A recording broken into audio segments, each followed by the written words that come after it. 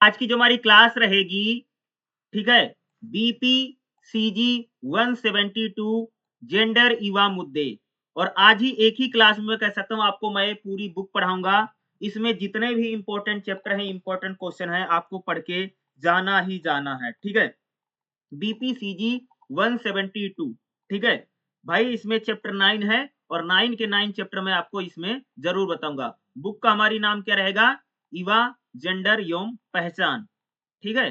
जैसे मैंने आपको बोला ना, इस बुक में अगर आप देखेंगे तो इकाई नंबर 1 से लेकर के इकाई नंबर 9 तक है, यानी इस बुक में कितने चैप्टर हैं? चैप्टर की संख्या 9 है और 9 के 9 इंपॉर्टेंट चैप्टर हैं। अगर आप इनको करते हैं तो मैं कह सकता हूं, अगर आप इस वीडियो को पूरी देख लेंगे तो कह सकता हूं कि भाई आपका एग्जाम अच्छा ही जाएगा। उसमें आपको बहुत ज्यादा चिंता करने की जरूरत नहीं है और आपको कुछ भी इससे ज्यादा आपको देखने की आवश्यकता नहीं पड़ेगी। इस वीडियो के बाद एग्जाम आपका अच्छा जाएगा। जो मैं क्वेश्चन बताऊंगा उनको आपको करके ही जाना है। कोई भी क्वेश्चन आप छोड़िएगा मत। जो मैं पढ़ा रहा हूँ उसको अच्छे से पढ़ के जाइएगा। 9 के 9 चैप्टर, एग्जाम अच्छा जाएगा। जैसे मैं बता दूं, 100 नंबर का पेपर रहेगा, याद रखिएगा 3 घंटे का पेपर होगा और 100 में से भाई मेरे आपको पास होने के लिए कम से कम 35 नंबर चाहिए। और एग्जाम में आपको 8 क्वेश्चन पूछेगा। कितने क्वेश्चन आएंगे? 8 क्वेश्चन आएंगे, जिसमें से हम लोगों को 5 क्वेश्चन करने हैं और ये 5 क्वेश्चन आपको कितने 20-20 नंबर के लिखने होंगे। और 20 नंबर के लिए अगर मैं बात करूं तो आपको कम से कम 4 पेज तो लिखना होगा, जैसे एक पन्ना आगे पीछे, इस हिसाब से, ठीक है। बेसिक चीजें मैं आपको बता दे रहा हूं ताकि आप इसको अच्छे से लिख पाए, ठीक है। तो चलिए भाई हम लोग इसको देखते हैं। वैसे मैं चैप्टर वाइज करवाऊंगा, हो सकता है कई बार मैं बीच बीच से भी बताऊंगा, लेकिन मैं आपको सारे चैप्टर जरूर करवा दूंगा, ठीक है। तो देखिएगा हमारा पहला चैप्टर क्या रहेगा। पहला चैप्टर है युवा अवधारणा एवं पहचान, यानी युवा की अवधारणा और इसको पहचान। पहले चैप्टर से क्वेश्चन आएगा ही आएगा, ठीक है। चलिए अब देखते हैं। जैसे मैंने आपको बोला, पहले चैप्टर में अगर मैं बात करूं तो हमारे लिए 1.4 ये इंपॉर्टेंट रहेगा, जो आपके एग्जाम में पूछा जा सकता है। युवा की पहचान, यानी पहचान का संप्रत्यय और परिभाषा बताओ, पहचान के सिद्धांत बताइए। इस टाइप का क्वेश्चन आपको एग्जाम में देखने को जरूर मिल सकता है। पहचान के सिद्धांत, ठीक है। युवा की क्या पहचान है भाई, हम किसको युवा बोलेंगे, समझ रहे हो। जैसे अगर आप इस बुक को पढ़ेंगे तो आपको पता चलेगा कि भाई अलग अलग देशों में युवा को लेकर के अलग अलग परिभाषाएं बताई जाती हैं, ठीक है। जैसे अगर आप देखेंगे, जो संयुक्त राष्ट्र है वो कहता भाई मेरे 15 साल से 25 साल के लोगों को युवा बोलता है, ठीक है। युवा का मतलब क्या होता है? कम आयु का होना, ठीक है। किशोरावस्था के जो शुरुआती चरण है, जिसको हम भाई जवान नौजवान बोलते हैं, उसी को हम क्या बोलते हैं भाई मेरे? युवा बोलते हैं, ठीक है। अंग्रेजी शब्द को इसके अनुसार युवा कौन है? कम आयु का होना। जीवन के शुरुआती हिस्सों को हम किशोरावस्था के रूप में परिवर्तित करते हैं। युवा अवस्था आमतौर पर युवा अवस्था कौन सी अवस्था है जिसमें परिवर्तन होता है? शारीरिक परिवर्तन, सामाजिक परिवर्तन, सांस्कृतिक परिवर्तन, ठीक है भाई। युवा कौन है? युवा आप कहोगे कि 15 से 24 साल आय वाले लोगों को युवा समझा जाता है। कितना? 15 से लेकर के 24 साल तक की जिनकी उम्र है, ये लोग क्या है? युवा हैं। वैसे अगर मैं बात करूं तो भारत में अगर आप देखोगे तो ये उम्र 35 साल तक मानी जाती है। 35 साल तक के लोगों को युवा देखते हैं, ठीक है। तो अलग अलग जगह पर युवा आबादी क्या है, अगर आप देखेंगे तो युवा नीति जो है भारत की, जो भारत की युवा नीति है 2014 की, उसमें बोला गया कि 15 से 29 साल के लोगों को युवा कहा जा रहा है। तो भाई अलग अलग देशों में युवाओं को लेकर के जो उम्र है वो अलग अलग बताई गई है, ठीक है। युवा क्या है? युवाओं में कह सकते हैं सामाजिक परिवर्तन, सांस्कृतिक परिवर्तन, एक परिवर्तन का एज है, इसमें चेंज होता है। जैसे अगर हम लोग बात करें युवा कौन है, युवा उन्हें कहा जाता है जो अभी तक वैक्स नहीं हुए। युवा अवस्था एक महत्वपूर्ण, किशोरावस्था के बाद कह सकते युवा अवस्था आती है, ठीक है। युवा कौन है? युवा वो है जिनमें कुछ बनने बनने की प्रक्रिया है, ठीक है। युवा कौन है भाई? जिनमें परिवर्तन आ रहा है। युवाओं को हम लोग क्या मानते हैं? युवाओं को माना जाता है कि ये शक्तिहीन है, कमजोर है, बड़े फैसले नहीं ले सकते हैं, ठीक है। जो अपने घर वालों के कहने से सभी फैसले ले रहे हैं, युवा वो हैं। युवाओं को क्या माना जाता है? युवाओं को भाई मेरे कम जिम्मेदार माना जाता है। युवा होगा तो भाई जिम्मेदारी नहीं लेगा, बोलते हैं ना लड़का है तो वो तो कुछ भी कर देगा, ध्यान नहीं देगा, समझ रहे हो। युवाओं को हम मानते हैं कि वो खुले विचारों वाले होते हैं। युवा जो है अल्प ज्ञानी होते हैं, दूसरों पर निर्भर होते हैं, घर परिवार वालों के ऊपर निर्भर होते हैं ना भाई। 15 साल से 24 साल के जो बच्चे होते देखते ना, ज्यादातर माँ बाप का निर्भर है, पैसे वैसे को लेकर के, हर चीजों को लेकर के ना। तो उन्हीं को हम लोग क्या कह रहे हैं, युवा कह रहे हैं। ठीक है, अरे पूरा चैप्टर युवाओं से ही रिलेटेड है, समझे? तो युवा को लेकर के पूछेगा ही पूछेगा। और इसमें जो इम्पोर्टेंट मैंने सेक्शन बताया वो तो आएगा।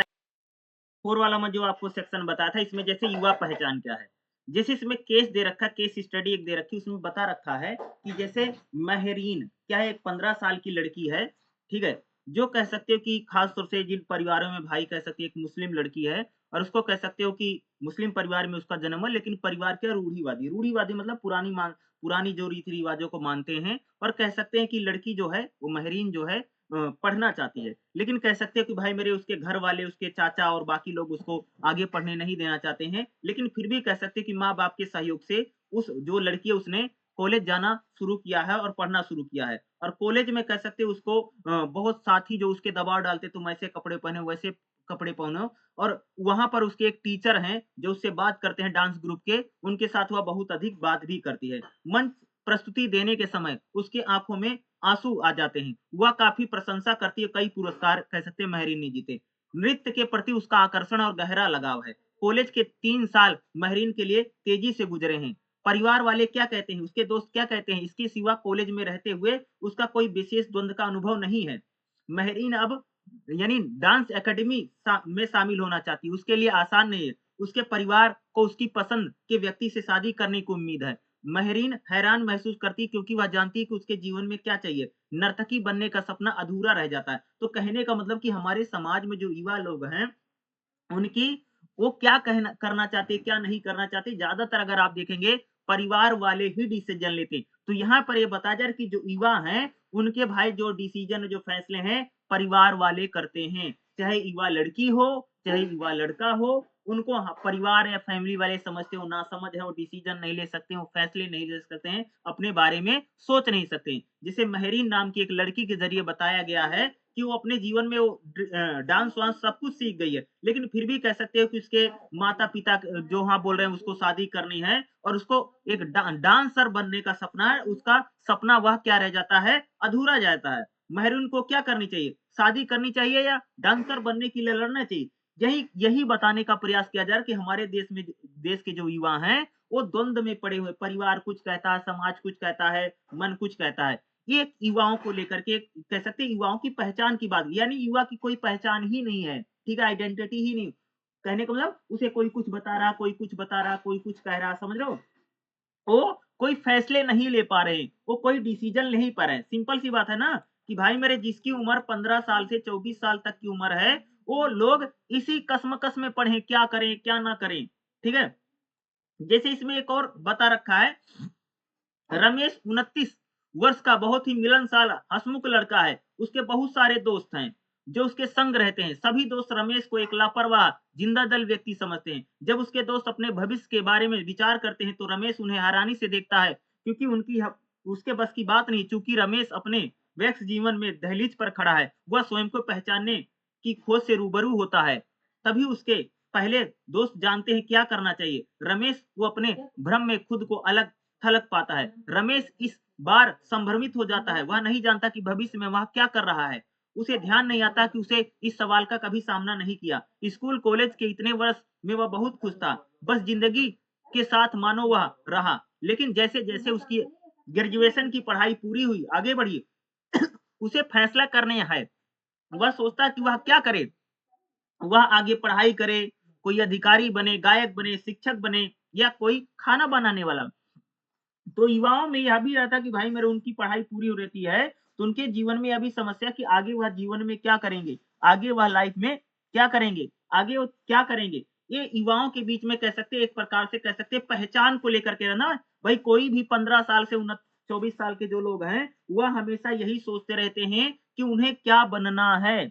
उनको पढ़ना है, उनको डॉक्टर बनना है, उनको इंजीनियर बनना है, कुछ बनना है। क्योंकि युवाओं में क्या रहती है, मुझे एक पहचान बनानी है, एक आइडेंटिटी बनानी है कि मैं एक काम करता हूँ, मैं एक करती हूँ, चाहे लड़का हो, चाहे लड़की हो। यानी युवा जो है किसके लिए जूझ रहे हैं? पहचान के लिए लोग जूझ रहे हैं। उनको लगता है मेरी क्या पहचान बनेगी? मैं पढ़ लिख करके टीचर बनूँगा, मास्टर बनूँगा या खाना बनाने वाला बनूँगा, अधिकारी बनूँगा। तो युवाओं की जो पहचान है वो संदिग्ध है। वो हमेशा किसके लगा रहता है कि भाई मेरी एक पहचान बने, एक आइडेंटिटी बने, लोग मुझे जाने, कि आगे मैं भविष्य में क्या करूंगा, फ्यूचर में क्या करूंगा। युवा जो है उनके मन में यही बातें हमेशा चलती रहती हैं। यानी वो युवा जो है, यानी कह सकते हैं कि भाई 15 साल से लेकर के 24 साल के जो बच्चे हैं वो हमेशा यही सोचते रहते हैं कि उनकी पहचान क्या बनेगी, यानी उनको समाज में किस नाम से जाना जाएगा, क्या वो काम करते क्या नहीं करते हैं। इसको लेकर के युवा जो हैं पहचान को लेकर के उनके मन में हमेशा द्वंद यानी विचार चलते रहते हैं। नाम के अकॉर्डिंग आपके लिए मोस्ट इंपोर्टेंट जो टॉपिक आपका रहेगा, पहचान के सिद्धांत। ठीक है भाई मेरे, हम यहाँ पर युवाओं की बात कर रहे हैं, तो जी युवाओं की जो पहचान है उसके कौन कौन से सिद्धांत हैं। बस ठीक है भाई मेरे, बहुत सारे मनोवैज्ञानिक हुए हैं, उन्होंने पहचान के सिद्धांत बताए, यानी पहचान के क्या प्रिंसिपल हैं। पहचान की संप्रत्यय पर फयार्ड के अनुयायियों और जर्मन में जन्मे अमेरिकी मनोवैज्ञानिक एरिक एरिक एरिक्सन एरिक्सन के काम को परिष्कृत किया है। कह सकते हैं दो नाम है, एक तो फयार्ड है जिसने पहचान के सिद्धांत बताए हैं, और दूसरा किसने बता भाई, एरिक्सन, एरिक एरिक्सन, ये नाम याद रखना है। तो एरिक एरिक्सन ने जो बताया है मनोसामाजिक विकास का सिद्धांत दिया है, किसका, युवाओं को लेकर के। क्या बोलोगे, एरिक एरिक्सन जो नाम है अंग्रेज है भाई, ठीक है। तो एरिक एरिक्सन ने पहचान के सिद्धांत बताए हैं, और कौन सा सिद्धांत दिया एरिक्सन का, मनोसामाजिक विकास का सिद्धांत है। ठीक है, इसने क्या बोला, इसने कहा भाई किशोर व्यक्तित्व विकास की हमारी अवधारणा पर एरिक एरिक्सन का सिद्धांत बहुत ज्यादा यानी कह सकते किशोरों का जो व्यक्तित्व है, ठीक है, यानी किशोरों की कह सकते हो भाई मेरे जो पर्सनैलिटी है उसका जो डेवलपमेंट है, यानी किशोरों के व्यक्तित्व का विकास को लेकर के एरिक एरिक्सन का सिद्धांत है।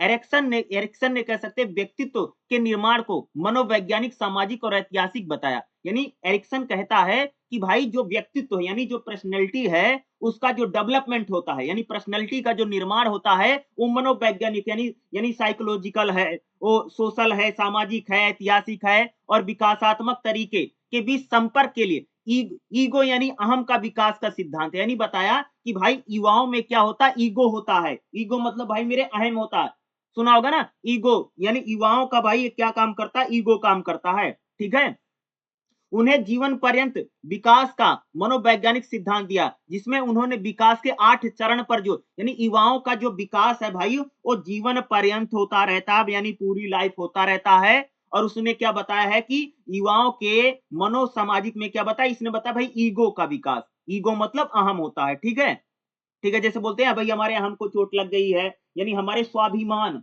हिंदी में शब्द क्या है, स्वाभिमान, स्वाभिमान के विकास की बात करता है। और एरिक एरिक्सन कहता है कि भाई जीवन पर्यंत यानी पूरी जिंदगी कह सकते हो यानी विकास होता रहता है, जिसमें उसने 8 चरण बताए हैं। ठीक है, जिसमें हम जीवन भर गुजरते हैं, यानी व्यक्ति का जो विकास है, डेवलपमेंट है, वो सिर्फ ऐसा नहीं बचपन में हो रहा है, युवा अवस्था में हो रहा है भाई। युवा का जो यानी युवाओं का जो विकास है वो कह सकते हैं कि पूरे जीवन चलता रहता है, यानी पूरी लाइफ चलता रहता है। ठीक है, प्रत्येक चरण में यानी प्रत्येक फेज में व्यक्ति का विकासात्मक कार्य को चुनौती का सामना कर, भाई सबको पता है, नहीं कह सकते कि युवाओं में जो डेवलपमेंट है, जो विकास हो रहा है, वही हमेशा संघर्ष करना पड़ रहा है, यानी चुनौतियों से भरा रहता है। ठीक है, इस चुनौती को व्यक्ति के जीवन में एक मोड़ के रूप में देखा जा सकता है। ठीक है भाई, जीवन में अगर हम देखेंगे जैसे जैसे हमारी उम्र बढ़ती है वैसे वैसे कह सकते हैं कि हमारे लिए एक नए चैलेंज, एक नई चुनौती, ये तो सारी चीजें आती रहती है ना, तो इन चुनौतियों का भी हमें सामना करना पड़ता है। ठीक है, जिसे इसने क्या बताया है कि एरिक्सन ने क्या बताया कि पहचान बनाम पहचान संप्रभ है, यानी एरिक्सन के सिद्धांत के 5वें चरण के तौर पर बताता है कि किशोरावस्था के वर्षों के दौरान सामने आता है। पहचान खोजने और परिभाषित करने के लिए व्यक्ति के संघर्ष को चिन्हित करता है, यानी बताता है कि भाई जैसे बच्चा या युवा लोग जो है कह सकते भाई किशोरावस्था में आते हैं, टीनेज में जिसको बोलते हैं, यानी 13, 14, 15, 16, 17, 18, 19 साल की उम्र में आते हैं, तो हम लोग अपनी पहचान बनाने की बात करते हैं। भाई हमारी भी एक पहचान बने, हम भी किसी चीज के लिए जाने जाएं, यानी युवा जो है वो अपनी पहचान विकसित करने का खास तौर से किस पे काम करता है भाई, टीनेज में, यानी कह सकते किशोरावस्था में। किशोरावस्था मतलब कह सकते हो कि भाई मेरे 13 साल से लेकर के 19 साल की उम्र को किशोरावस्था बोलते हैं। और इस किशोर यानी 13 साल से 19 साल की जो उम्र है, इसमें जो व्यक्ति है या दो यानी युवा मतलब लड़की लड़के दोनों हो गए, ठीक है। ये दोनों क्या करते हैं कि भाई अपने पहचान बनाने के लिए, ठीक है, अपनी पहचान आइडेंटिटी बनाने के लिए क्या करते हैं, संघर्ष करते हैं, ठीक है। भूमिका और पहचान के रूप में एक सकारात्मक पहचान विकसित होती है, यानी स्वयं का विश्वास, यानी किसी का स्वयं पर विश्वास का गुण अर्जित करते हैं। भाई युवा देखो 13 साल से लेके 14 साल के व्यक्ति घर परिवार में क्या करते हैं कि भाई लोग उन पर विश्वास करें, इस प्रकार के गुणों को विकसित करता कौन करता है, जी युवा करता है। समझ गए? यानी जो युवा वर्ग है वो कह सकते हो 13 साल से लेकर के 19 साल की उम्र में चाहता भाई हमें हमारे घर वाले विश्वास करें, लोग विश्वास करें। यानी इसमें बच्चे के ऊपर कह सकते हो उसके जो परिजन है यानी घर वाले, उनमें धीरे-धीरे विश्वास होता भाई हाँ भी ये भी कुछ काम कर सकता है, उसको भी भाई कहीं बाहर भेज दो, खाना-वाना ले आए, सामान ले आए, बाहर पढ़ने जाता। देखते हैं 13 साल से लेकर के 19 साल के जो युवा होते हैं, धीरे-धीरे भाई मेरे घर से बाहर निकलना शुरू कर देते हैं। क्योंकि घर वाले धीरे-धीरे उन पर क्या करने लग जाते हैं, विश्वास करने लग जाते हैं। भाई अब ये धीरे-धीरे बड़ा हो रहा है, ठीक है? ये पहचान है, यानी अब धीरे-धीरे युवा जो है, वो अपनी पर्सनल आइडेंटिटी बना रहा है, ठीक है? वो उसको मम्मी के साथ नहीं, पापा के साथ नहीं, बल्कि वो अकेले कहीं आ रहा है, कहीं जा रहा है, यानी अब उसकी क्या हो रही है, खुद की एक पहचान बन रही है, समझ रहे हो? और युवाओं में कब होता है, एक किशोरावस्था में होता है, समझ रहे हो कि पढ़ने जाना है, ठीक है। भाई पहले हो सकता है कहीं बाहर जाते थे, माँ बाप को साथ लेकर के जाते थे, लेकिन कह सकते कि जब बच्चा 13 से 19 साल की उम्र में होता है तो अकेले आना जाना काम करना शुरू करता है, ताकि उसकी क्या बन सके भाई मेरे, पहचान बन सके, आइडेंटिटी बन सके। ये कौन बता रहा है, एरिक एरिक्सन बता रहा है, पहचान के सिद्धांत बता रहा है कि भाई किशोरावस्था में बच्चा जो है वो अपनी व्यक्तिगत पहचान बनाने के पीछे भाग रहा है, या उसको सीख रहा है कि बाहर के दुनिया को देख रहा है, दुनिया कैसी है, मैं उसमें कैसे फिर बैठूंगा, यानी दुनियादारी सीख रहा कह सकते हो, ठीक है। यानी किशोरावस्था में, ठीक है, पहचान खोज रहा है कि मेरी आइडेंटिटी कैसे बने, ठीक है। अंतरंग बनाम अलगाव, एरिक्सन के छठे विकास के चरण में होता है कि 20 से 30 साल के दौरान यानी जो उम्र होती है, इसमें अंतरंग संबंध, अंतरंग मतलब समझते हो भाई, प्रेम संबंध बनना शुरू हो जाता है कि भाई जब युवा का समय यानी युवाओं की जो उम्र कह सकते हो कि 20 से 30 साल उम्र पहुंचती है तो अंतरंग संबंध बनने बहुत महत्वपूर्ण है भाई, प्यार प्रेम के जो संबंध है बहुत बनने लग जाते हैं युवाओं में, ये होता है। अंतरंगता मतलब प्रेम के संबंध, भाई किसी लड़की है तो लड़की लड़के को पसंद कर रही है, प्रेमी जोड़े बन जाते हैं इस टाइम कह सकते हो, ठीक है। जैसे बच्चा कॉलेज वॉलेज जाने लग जाता है 20 से 30 साल की उम्र में, प्रेम की तरफ कह सकते हैं भाई इनका झुकाव हो जाता है, यानी यानी प्रेम की तरफ प्रेमी बन गए हैं, ठीक है। भाई लड़का लड़की से प्यार कर रहा है, लड़की लड़के से, यानी एक दूसरे के प्रेम में पड़ जाते हैं। और ये इस समय कह सकते कि इनके रिश्ते भी मजबूत होते हैं, यानी ये रिश्ते को निभाना 20 से 30 साल की उम्र में कह सकते जो युवा है वो रिश्ते को निभाना सीखता है, समझ रहे हो, यानी रिश्तों को मजबूत करना, उनको निभाना, यानी मित्रता मजबूत होती है और परिपक्वता आती है, यानी परिपक्वता यानी पक जाते हैं, ठीक है भाई। पकना का मतलब समझते हो कि अब वो धीरे धीरे रिश्ते नाते सीख रहे हैं, ठीक है।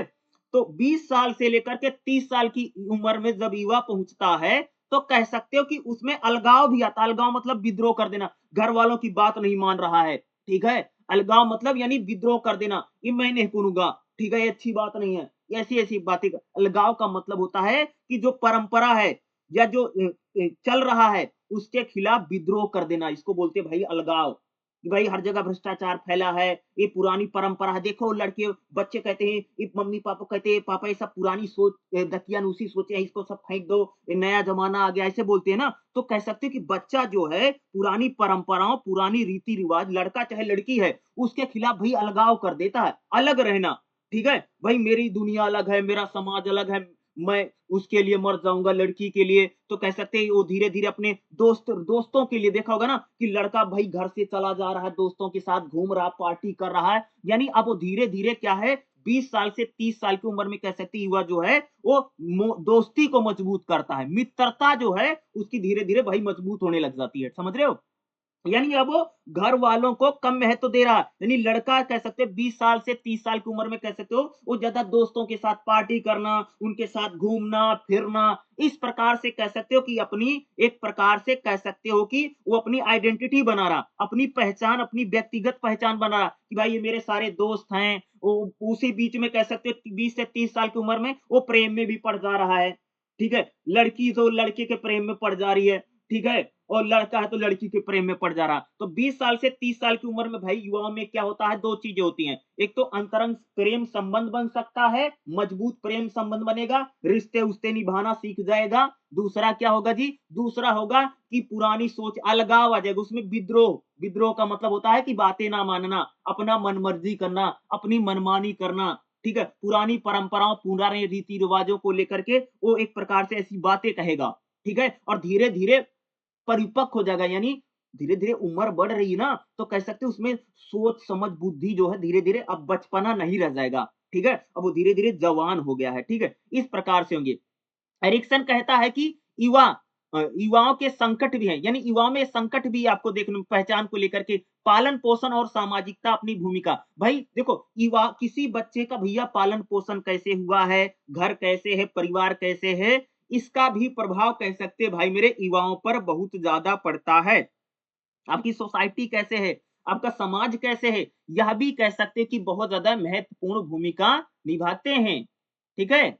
जेम्स मरियस की पहचान का इसने क्या बताया? देखो जेम्स मारिया ने बताया है कि विशिष्ट पहचान निर्माण मॉडल इसने बोला है। एरिक्सन के बुनियादी आधार विकसित करने के संबंधी सिद्धांत को आगे आगे बढ़ाया है। ये कहती है कि पहचान की स्थिति प्राप्त करने यानी युवा जो है भाई मेरे 2 प्रकार से पहचान बना सकते हैं।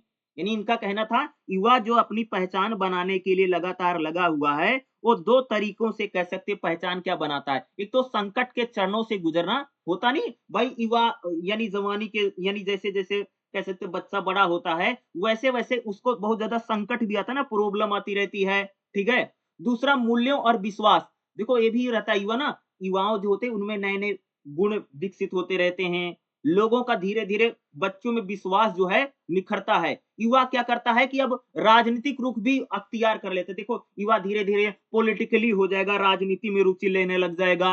रोजगार भी भाई नौकरी-चाकरी भी देखने लग जाता है। यानी इस प्रकार से कह सकते हैं युवा जो हैं अपनी पहचान बनाने के लिए लग जाते हैं। देखो यानी कह सकते हैं युवा रोजगार की विकल्प सोचता है कि भाई मुझे कोई नौकरी-चाकरी मिल जाए ताकि मैं मेरा एक पहचान बन जाए, आइडेंटिटी बन जाए। युवा जो है कह सकते हैं भाई राजनीतिक रुख शुरू कर देते हैं पहचान बनाने की अपनी। देखो राजनीति में, समाज में, इन सारी चीज़ों में कह सकते हैं जो युवा हैं, वो भाई मेरे धीरे-धीरे बढ़-चढ़ कर के भाग लेना शुरू कर देते हैं। ठीक है? युवा जो होते हैं। ठीक है? होता नहीं है? भाई धीरे-धीरे वो बच्चा जो है बड़ा हो रहा है और युवाओं में कह सकते हैं द्वंद और संघर्ष भी रहता है। द्वंद का मतलब वो ये करना है कि नहीं करना है और जीवन में कह सकते हैं उनके नए-नए संघर्ष और नई-नई चुनौतियाँ आती हैं और उन चुनौतियों का सामना करते हैं और इस प्रकार से युवा जो कह सकते हैं कि एक प्रकार से भाई कह सकते हो कि अपने खुद को परिपक्व बनाते हैं और अपना एक पहचान बनाना, आइडेंटिटी बनाना और अपनी के एक पर्सनैलिटी डेवलपमेंट इस प्रकार से कह सकते हैं चल रही है। यानी युवा के पहचान के सिद्धांत की हम लोग यहाँ पर बात कर रहे हैं। ठीक है? बिखरी हुई पहचान। बिखरी हुई पहचान यानी कह सकती हैं बहुत सारे जो युवा हैं इसका अर्थ है कि विशेष पहचान के प्रति प्रतिबद्धता कम। ऐसे युवा जो आमतौर पर 12 से 18 भाई जो युवा 12 से 18 साल के होते हैं या उससे अधिक उम्र के होते हैं, बिखरे हुए भी हो सकते हैं। उनमें जिनमें वह किसी पहचान के प्रति प्रतिबद्ध होने में असमर्थ हैं, जहाँ व्यक्ति के जीवन में तय दिशा में नहीं है। देखो कई बार ऐसा भी युवा आपको मिलेगा भाई जिसकी पहचान नहीं बन पा रही, जो बिखरा-बिखरा हुआ है, उसको कुछ समझ में नहीं आ रहा। 12 से 18 साल की उम्र में अगर आप देखोगे, तो कुछ युवा जो हैं खास तौर से अपनी पहचान बनाने में असमर्थ हैं, ठीक है? उनको उनमें एक प्रकार से कह सकते हो कि क्या करें, क्या ना करें, आगे क्या करना, क्या नहीं करना, इस प्रकार की बातें भी आती हैं। यानी कोई भी युवा कह सकते हैं यानी नौजवान व्यक्ति भाई मेरे 12 से 18 साल का व्यक्ति है, तो उसकी पहचान कई बार हो सकता है अपनी पहचान नहीं बना पा रहा है या उसको कह सकते हैं दुनिया विरोधाभासी लग रही हो या उसको वो सोचता कुछ है, होता कुछ है। इस प्रकार की युवा कह सकते हैं खुद को भाई मेरे अलग-थलग पाते हैं, ठीक है? यानी परिवार के साथ उनको युवाओं का तालमेल नहीं बन पा रहा है, माँ-बाप के साथ भाई उनका तालमेल नहीं बन पा रहा है, दोस्तों के साथ युवाओं का कई बार तालमेल नहीं बन पाता है, तो इसी को बोलते हैं भाई बिखरी हुई पहचान। कई बार युवा देखते नहीं, बहुत सारे बच्चे होते हैं भाई, ना तो मम्मी से बन रही है, ना पापा से बन रही है, ना भाइयों से बन रही है, किसी से बनते नहीं। यानी वो एक प्रकार से कह सकते हैं अपनी आइडेंटिटी, अपनी पहचान यानी अपनी पर्सनैलिटी डेवलपमेंट में उनको दिक्कत आती है। ठीक है? वर्जित पहचान क्या है? इसमें से किसी भी संकट के दौर से गुजरे बिना पहचान पहचान की बाध्यता सम्मिलित है। दूसरे शब्दों में अगर बोलूँ, अभिरुचियों में बेहद कम अन्वेषण यानी शोध। ऐसे मामला अक्सर तब आता है जब माता-पिता अपनी पसंद की परंपरा अगली पीढ़ी को सौंप देते हैं और व्यक्ति के स्तर पर कोई सचेत निर्णय नहीं। देखो कई बार होता है ना कि युवाओं को भी होता है कि भाई जो पुरानी परंपराएँ हैं, जो पुरानी रीति-रिवाज हैं, वो अभी युवाओं को मिल जाते हैं। ऐसे समय कह सकते हैं युवा जो है वर्जित पहचान यानी जैसे होगा देखा होगा ना, युवाओं पर यह भी तो भाई ज़िम्मेदारी है कि जो पुरानी परंपराएँ हैं, जो पुराने रीति-रिवाज हैं, आपके मम्मी-पापा जो हैं उनकी परंपराएँ, रीति-रिवाज को निभाना भी शुरू कर देते हैं। इसी को हम कहते हैं वर्जित पहचान। यानी वो अपने माँ-बाप के द्वारा दी गई पहचान को भी कई बार बढ़ाते हैं। पीढ़ी दर पीढ़ी देखा हो ना, कई प्रकार की बातें होती हैं। जैसे जैसे युवा जो हैं कह सकते हैं भाई जो बच्चे हैं, वो अपनी माँ-बाप के रीति-रिवाज, परंपरा, शादी-विवाह जो रीति-रिवाज है उनको भी आगे बढ़ाते हैं ना। तो इस प्रकार से भी एक प्रकार से युवा क्या करते हैं भाई अपनी पहचान बनाने का प्रयास करते हैं, ठीक है? स्थिति क्या है?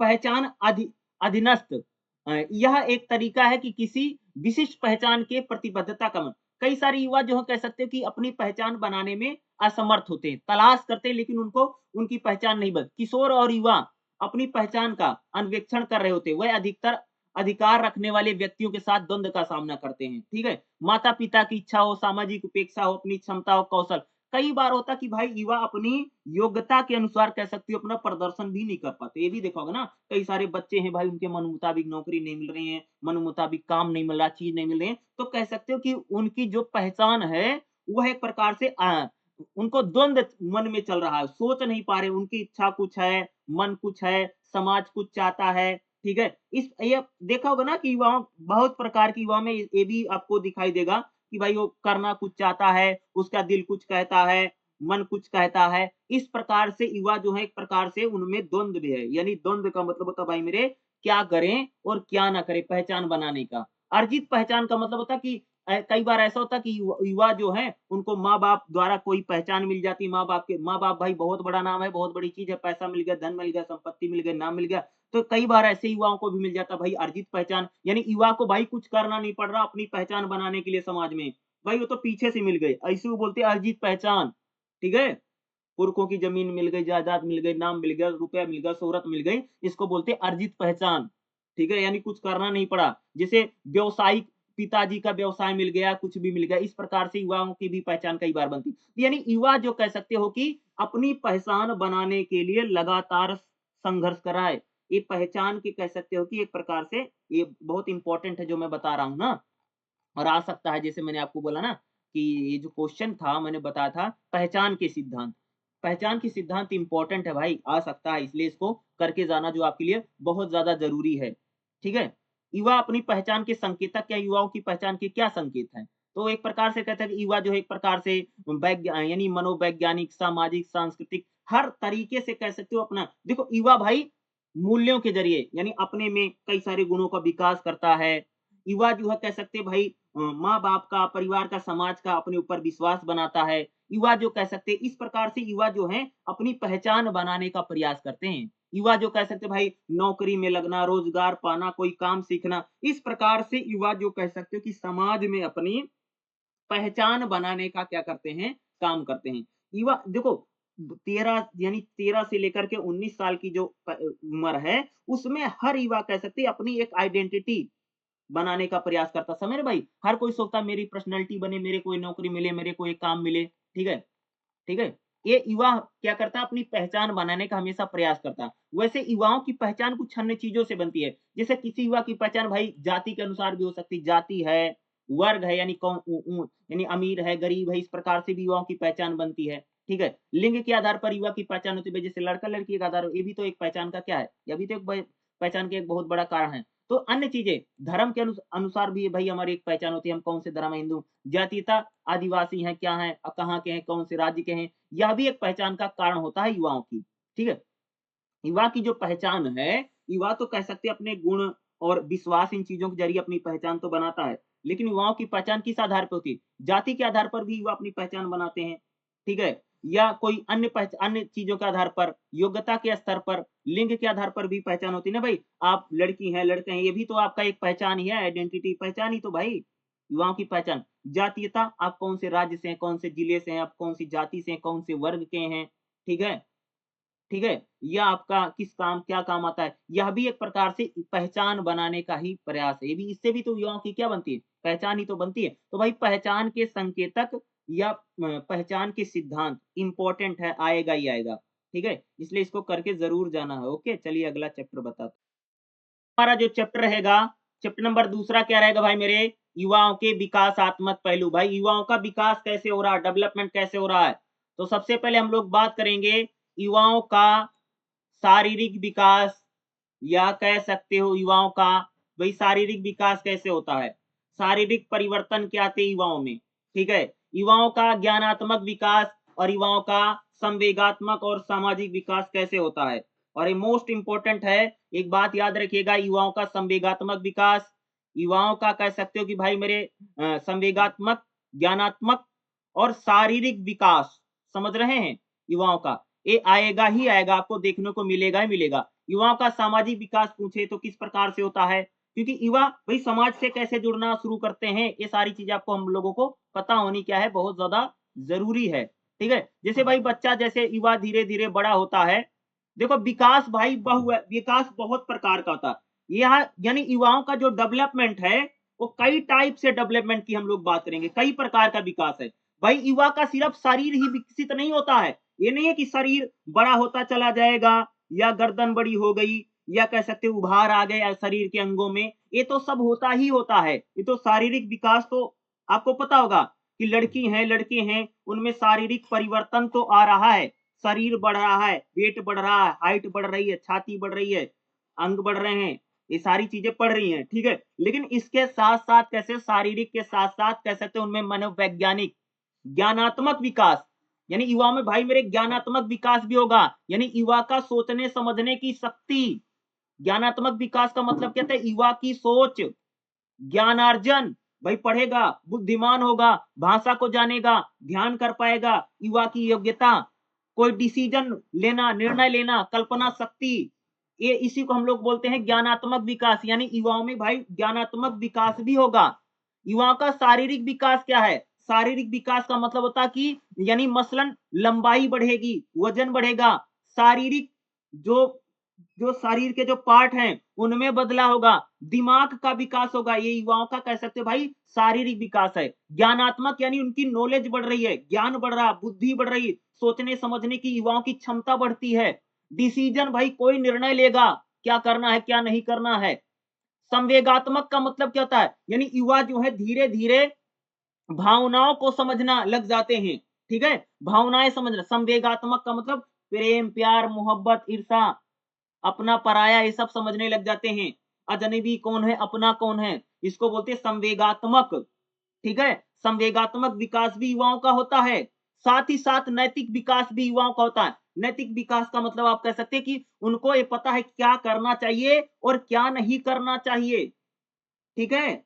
नैतिकता का मतलब होता है कि माँ बाप जो सिखा रहे हैं, भाई आपसे जो बड़े हैं उनसे कैसे बातचीत करना है, उनसे कैसे व्यवहार करना है, युवाओं का नैतिक विकास भी होता है, ठीक है? बड़े हैं तो भाई नमस्ते वमस्ते कर लो, नमस्कार कर लो, घर पे कोई आता है तो पानी वानी पूछ लो, क्या है? नैतिकता है, समझ रहे हो? नैतिक विकास भी होता है। युवाओं का सामाजिक विकास भी होता है। सामाजिक विकास मतलब समझते हो कि भाई अब वो पारिवारिक हो जाएंगे, या नात रिश्तेदार को पहचानने लग जाएंगे, संबंध विकसित होने लग जाएंगे। संबंध का मतलब होता है कि वो दोस्ती के संबंध हो, वो प्रेम के संबंध हो, ठीक है? यह हो सकता है कि सामाजिक संबंध भी कह सकते युवाओं के विकास होंगे। युवा जो है कह सकते कि बातचीत उनकी और बेहतर हो जाएगी, बातचीत करने की कला, कह सकते कि आप वो रिश्तों को निभाना शुरू कर देंगे। युवाओं का इस बोलते हैं सामाजिक विकास। समाज के साथ वो अपना एक प्रकार से रिश्ता करने लग जाते हैं सामाजिक विकास में। और युवाओं में इस सामाजिक विकास में आप लोग जोड़ सकते हैं कि अब उनके प्रेम प्यार का संबंध भी होने लग जाएगा। यानी प्रेम किया, किसी से प्यार किया तो अब उसको निभा रहा है, ठीक है? ये क्या है? युवाओं का एक प्रकार से विकास। आध्यात्मिक विकास भी होता है, धीरे धीरे कह सकते हो देवी देवता या ध्यान करना, योग करना, व्यायाम करना, यानी उनका धार्मिक झुकाव भी युवाओं में धीरे धीरे होने लग जाता। तो युवाओं का जो विकास है वो कई प्रकार का विकास है, समझ रहे हो। और इसी विकास की हम लोग यहाँ पर इस चैप्टर में बात करने वाले हैं, ठीक है। 15 से 19 साल के जो युवा होते हैं, ठीक है, वो भाई किशोरावस्था है, ठीक है। और कह सकते हैं इन अवस्थाओं में बहुत सारे बदलाव होते हैं। जैसे विवाह यानी अब देरी से भी विवाह आज बहुत सारे हो रहे हैं, देखा होगा ना। भाई पहले शादी-वादी बहुत जल्दी हो जाती थी, लेकिन आज आप लोग देख रहे हो ना देरी से विवाह हो रहा है। तो कह सकते हैं अब धीरे-धीरे जो कह सकते हैं जो समय है, जो परिवर्तन है, वो हमारे समाज में हो रहा है। ठीक है। युवाओं का विकास कैसे है? युवाओं के विकासात्मक पहलू क्या? किशोरावस्था के समय युवाओं का भाई क्या-क्या विकास होता है? सबसे पहले भाई किशोरावस्था यानी क्या कह सकते हो कि भाई मेरे 13 साल से 19 साल के बच्चे में, लड़के-लड़कियों में क्या विकसित हो रहा, क्या डेवलप होगा, ठीक है? तो उसमें उनमें भाई डेवलपमेंट क्या होगा? संबंध पक्के बनने लग जाएँगे भाई, रिश्तों को निभाना शुरू कर देंगे, ठीक है? दोस्ती-वोस्ती को निभाना शुरू कर देंगे। हम उम्र साथी जो हैं, ठीक है? यानी अब उन लड़कियों के सहेलियाँ बनने लग जाएँगी, लड़कियों को दोस्त-वोस्त बनने लग जाएँगे। अब उनमें जो संबंध है परिपक्व यानी पक्के, बचपन में कह सकते हो कि लड़ लिया, छोड़ दिया, ये होता था। लेकिन जैसे-जैसे 13 साल से 19 साल क्या बोला? 13 साल से लेकर के 19 साल की उम्र में जब युवा पहुँचेगा, तो भैया पक्के संबंध बनेंगे। पक्के संबंध मतलब एक प्यार की संबंध, हर प्रकार के संबंध, समझ रहे हो? दूसरा, सामाजिक भूमिका यानी अपनी सामाजिक ज़िम्मेदारी भी निभाने लग जाएँगे युवा, जब वो किशोरावस्था में आएँगे। सामाजिक ज़िम्मेदारी का मतलब है माँ के प्रति क्या ज़िम्मेदारी है, बाप के प्रति क्या ज़िम्मेदारी है और एक लड़की होने के नाते या एक लड़का होने के नाते क्या ज़िम्मेदारी है, ये ज़िम्मेदारियाँ भी युवा समझने लग जाते हैं। अपने शरीर को स्वीकार कर लेते हैं भाई। यानी जब किशोरावस्था में कोई बच्चा पहुँचता है, लड़की पहुँचती, लड़का पहुँचता है तो अपने शरीर को स्वीकार कर लेना। ठीक है? शरीर को स्वीकार करने का मतलब है भाई मेरे कि जो लोग ना तो लड़की है, ना तो लड़की यानी ट्रांसजेंडर है यानी हिजड़े हैं, वो लोग भी कह सकते हो कि उनके लिए शरीर को स्वीकार करना बहुत मुश्किल होता है। लेकिन कह सकते हो कि यह एक ऐसा समय कि जब यानी लड़के यानी लड़के के खुद को स्वीकार करते हैं अपने शरीर को, लड़कियाँ लड़की के रूप में स्वीकार करती हैं, समझ रहे हो? यानी खुद के शरीर को एक्सेप्ट करना, समझ रहे हो?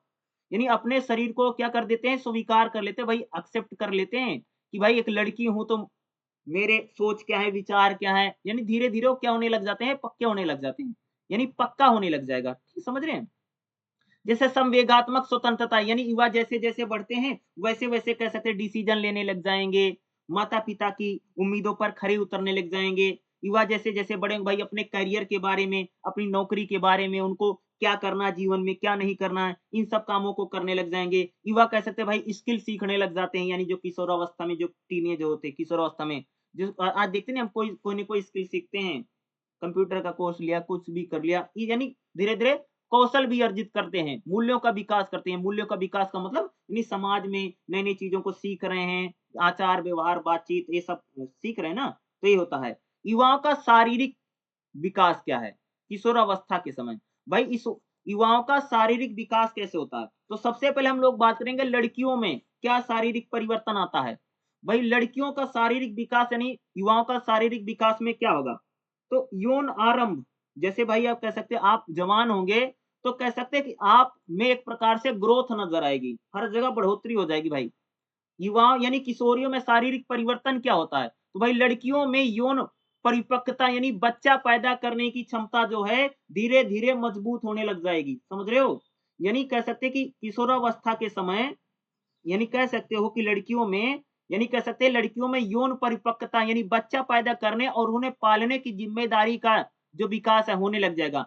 अंडकोश और कह सकते हैं यानी उनमें कह सकते हो कि पीरियड उरियड जो है वो आने शुरू हो जाते हैं और कह सकते हैं कि इस समय शरीर संतान पैदा करने के लिए तैयार हो जाता है, यानी कह सकते हैं कि ये लड़कियों में बदलाव होगा, शारीरिक बदलाव आएगा। क्या होगा कि भाई पीरियड आना शुरू हो जाएगा जिसको मासिक धर्म बोलते हैं, ठीक है? इन्होंने बुक में लिख रखा है, ठीक है? और कह सकते हैं जैसे अगर अंडकोश यानी कह सकते हो कि बच्चेदानी, गर्भाशय ये सारी चीज़ें होने लग जाती हैं, ठीक है? यानी कह सकते हैं कि अब धीरे-धीरे वो यानी संतान उत्पन्न कर सकें, इस प्रकार से उनके उनमें शारीरिक बदलाव होगा। स्तन का विकास यानी कह सकते हैं उनमें उभारों का विकास हो जाएगा। बाहें जो हैं कह सकते हो वो धीरे-धीरे उनमें बाल आना या कह सकते हो धीरे-धीरे मोटी होने लग जाएँगी। शरीर की मांसपेशियों में वज़न बढ़ता चला जाएगा। मांसपेशी यानी कह सकते हो जैसे जैसे हमारे पैर हैं, इनमें हाथ है या पीछे का जो पार्ट है, ठीक है? यहाँ क्या होता है भाई वज़न बढ़ने लग जाता है। शरीर के अंग और नितंब हड्डी की चौड़ी हो जाती है। नितंब का मतलब जैसे यानी कह सकते हैं यानी आपका जो शरीर है ना, शरीर जो धीरे-धीरे क्या हो जाएगा हड्डी-वड्डी मजबूत होने लग जाएगी, चौड़ी होने लग जाएगी। जो महिला शरीर को वक्राकार बनाते हैं यानी यानी कह सकते हैं कि ये लड़कियों में कह सकते हैं इस प्रकार के परिवर्तन आते हैं जो लेडीज होंगी, ठीक है भाई? लड़कियाँ हुई या किशोरी लड़कियाँ यानी कह सकते हैं जो परिवर्तन आ रहा हो कह सकते हो भाई मेरे ये कह सकते हो कि 13 से 14 साल या यानी 8-9 साल इन इसके रूप में आने लग जाएगा। जैसे अगर बात करूँ भारत में 8 से 9 साल की उम्र की लड़कियों में कह सकते हो पीरियड आना शुरू हो जाता है, जबकि यह उम्र 13 से 14 साल तक की थी। कई बार कभी जल्दी आएगा, कभी बाद में आ जाएगा, ये ऊपर-नीचे हो सकता है, ठीक है? लेकिन कह सकते हैं इसी समय कह सकते हैं उनमें बच्चा पैदा करने की क्षमता या शरीर को खुद को एक्सेप्ट कर लेना, यानी एक प्रकार से ये सारे परिवर्तन होने लग जाएँगे, ठीक है? किसमें होता है भाई लड़कियों में परिवर्तन होगा, शारीरिक परिवर्तन होगा, ठीक है? और भाई और लड़कों में क्या परिवर्तन होगा? कह सकते हैं युवाओं में यानी किशोर लड़कों में क्या परिवर्तन होगा? लड़कों में यौन परिपक्वता विकसित हो जाती है। यानी यानी लड़कों में 13 साल की आओ कह सकते हैं कि लड़के थोड़े बड़े होने लग जाते हैं, उनमें परिपक्वता होने लग जाती है। उनमें वीर्य कोष, ठीक है?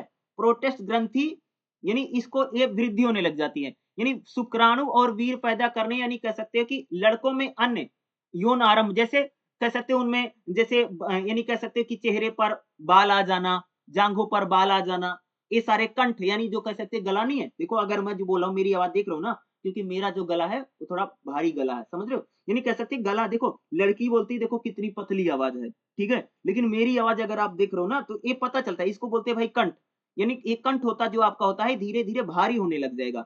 हृदय और फेफड़ों की क्षमता जो है उसमें भी बदलाव आने लग जाता है। ये किसमें होता है भाई लड़कों में बदलता है। ठीक है? देखो, हम लोग मानते हैं ना कि लड़कियों की आवाज़ जो है पतली होती है और जो पुरुष यानी जो मर्द हैं उनकी आवाज़ जो होती है थोड़ी भारी होती है। देखा होगा ना? इसीलिए भाई रेलवे में देखा होगा ना सारी महिलाएँ अनाउंसमेंट करती रहती हैं ना, क्योंकि इनकी देखो लड़की बोल रही है या लड़का बोल रहा है, इस आवाज़ को तो हम अंदाज़ा अलग-अलग से लगा लेते हैं ना। इसका मतलब भाई जो कंठ होता है, ठीक है? लड़कों में जैसे क्या वीर्य पैदा यानी वीर्य यानी बढ़ने लग जाएगा, शुक्राणु चेहरे पर कह सकते हैं बाल-वाल, दाढ़ी-वाढ़ी सब आने लग जाती है, ये सबको पता है भाई, ये क्या परिवर्तन आता है लड़कों में, ठीक है? ये लड़कों में परिवर्तन होने लग जाएगा, ये लड़कों में ये सारे बदलाव होते हैं, ठीक है? और कह सकते हैं कि जैसे भाई लड़कियों में जो शारीरिक बदलाव है, वो पहले होता है, लड़कों में कह सकते हो थोड़ा देर से होने लग जाता है, ठीक है? ये सारी चीज़ें एक एक एक क्या है, ये युवाओं में कह सकते हो कि भाई मेरे कि शारीरिक परिवर्तन है, शारीरिक विकास इस प्रकार से होने लग जाता है, ठीक है? अगला युवाओं का ज्ञानात्मक विकास क्या है? ज्ञानात्मक विकास से मतलब है कि युवाओं को सोचने, समझने, निर्णय लेने, डिसीजन लेने और समस्या के समाधान करने की क्षमता विकसित हो जाना। भाई युवाओं में ज्ञानात्मक विकास का मतलब होता है कि युवा अब जब भाई सोचने लगा, समझने लगा, डिसीजन लेने लगा, निर्णय लेने लगा, इस प्रकार की जो क्षमताएं होती हैं वो युवाओं में विकसित होने लग जाती हैं। इसी को बोलते हैं भाई मेरे ज्ञानात्मक विकास। समझ गए? यानी युवा जो है अब वो धीरे-धीरे सोचने लगा, समझने लगा, जानने लगा। ज्ञानात्मक विकास में कह सकते हैं युवा में 2 प्रकार से होता है, ज्ञानात्मक प्रक्रिया और ज्ञानात्मक क्षमता वृद्धि। ठीक है? इसमें जैसे इन लोगों ने बताया। यानी युवाओं में जो ज्ञानात्मक विकास कह सकते हो कि अब वो धीरे-धीरे भाई एक प्रकार से सोचने लगा, समझने लगा, चीज़ों को समझ रहा है। यानी उनमें कह सकते हो कि ज्ञानात्मक विकास का मतलब होता है कि भाई उनमें उनमें बुद्धि का विकास होगा। ज्ञानात्मक विकास में क्या होता है युवा में सबसे पहले बुद्धि, बुद्धि बढ़ेगी, सोचेगा, समझेगा, निर्णय लेगा, डिसीजन लेगा। इस प्रकार की जो चीज़ें हैं, उनका माइंड धीरे-धीरे अपडेट होगा, बढ़ेगा। इसको बोलते हैं भाई मेरे ज्ञानात्मक विकास। ज्ञानात्मक विकास में मैंने बोला ना कि जैसे बुद्धि का विकास होगा, सोचने समझने की क्षमता युवा में बढ़ेगी। या भी कह सकते हैं किसमें ये बताया गया है? युवाओं के ज्ञानात्मक विकास में, सोचने समझने की क्षमता, बुद्धि का विकास, बुद्धि बढ़ जाएगी, ठीक है? ज्ञानात्मक विकास में अब वो कह सकते हैं क्या अच्छा है, क्या बुरा है, इस प्रकार की चीज़ों को भी वह जानने लगेगा। युवाओं में निर्णय लेना भी शुरू युवाओं में ज्ञानात्मक विकास में क्या होता है भाई निर्णय लेना, डिसीजन लेना, कोई भी फैसला लेना है, ठीक है? तर्क-वितर्क करना, ठीक है? छोटे-बड़े का अदब मानना, इस ये क्या है? युवाओं में ये ज्ञानात्मक विकास है। क्या गलत है, क्या सही है, ठीक है? मेरी माँ के प्रति क्या जिम्मेदारी है, बाप के प्रति क्या जिम्मेदारी है, बहन के प्रति क्या जिम्मेदारी है। ठीक है, युवाओं में धीरे धीरे ये बातें क्या है विकसित होने लग जाती हैं, डेवलप होने लग जाती हैं। ज्ञानात्मक विकास का मतलब है अब वो धीरे धीरे ज्ञान लेगा, नॉलेज लेगा, नौकरी के बारे में सोचेगा, रोजगार के बारे में सोचेगा। ये युवाओं का ज्ञानात्मक विकास है। वो पैसा कमाने के बारे में सोच रहा है, कोई नौकरी मिल जाए, कोई रोजगार मिल जाए, पढ़ाई लिखाई के प्रति। ठीक है, अब वो धीरे धीरे उसका माइंड बढ़ रहा है, दिमाग बढ़ रहा है। अब बचपना नहीं रहेगा। हम बोलते हैं ना छोटा बच्चा होता है, बोलते बेटा वे तो बचपना है, बचपना बचपन है।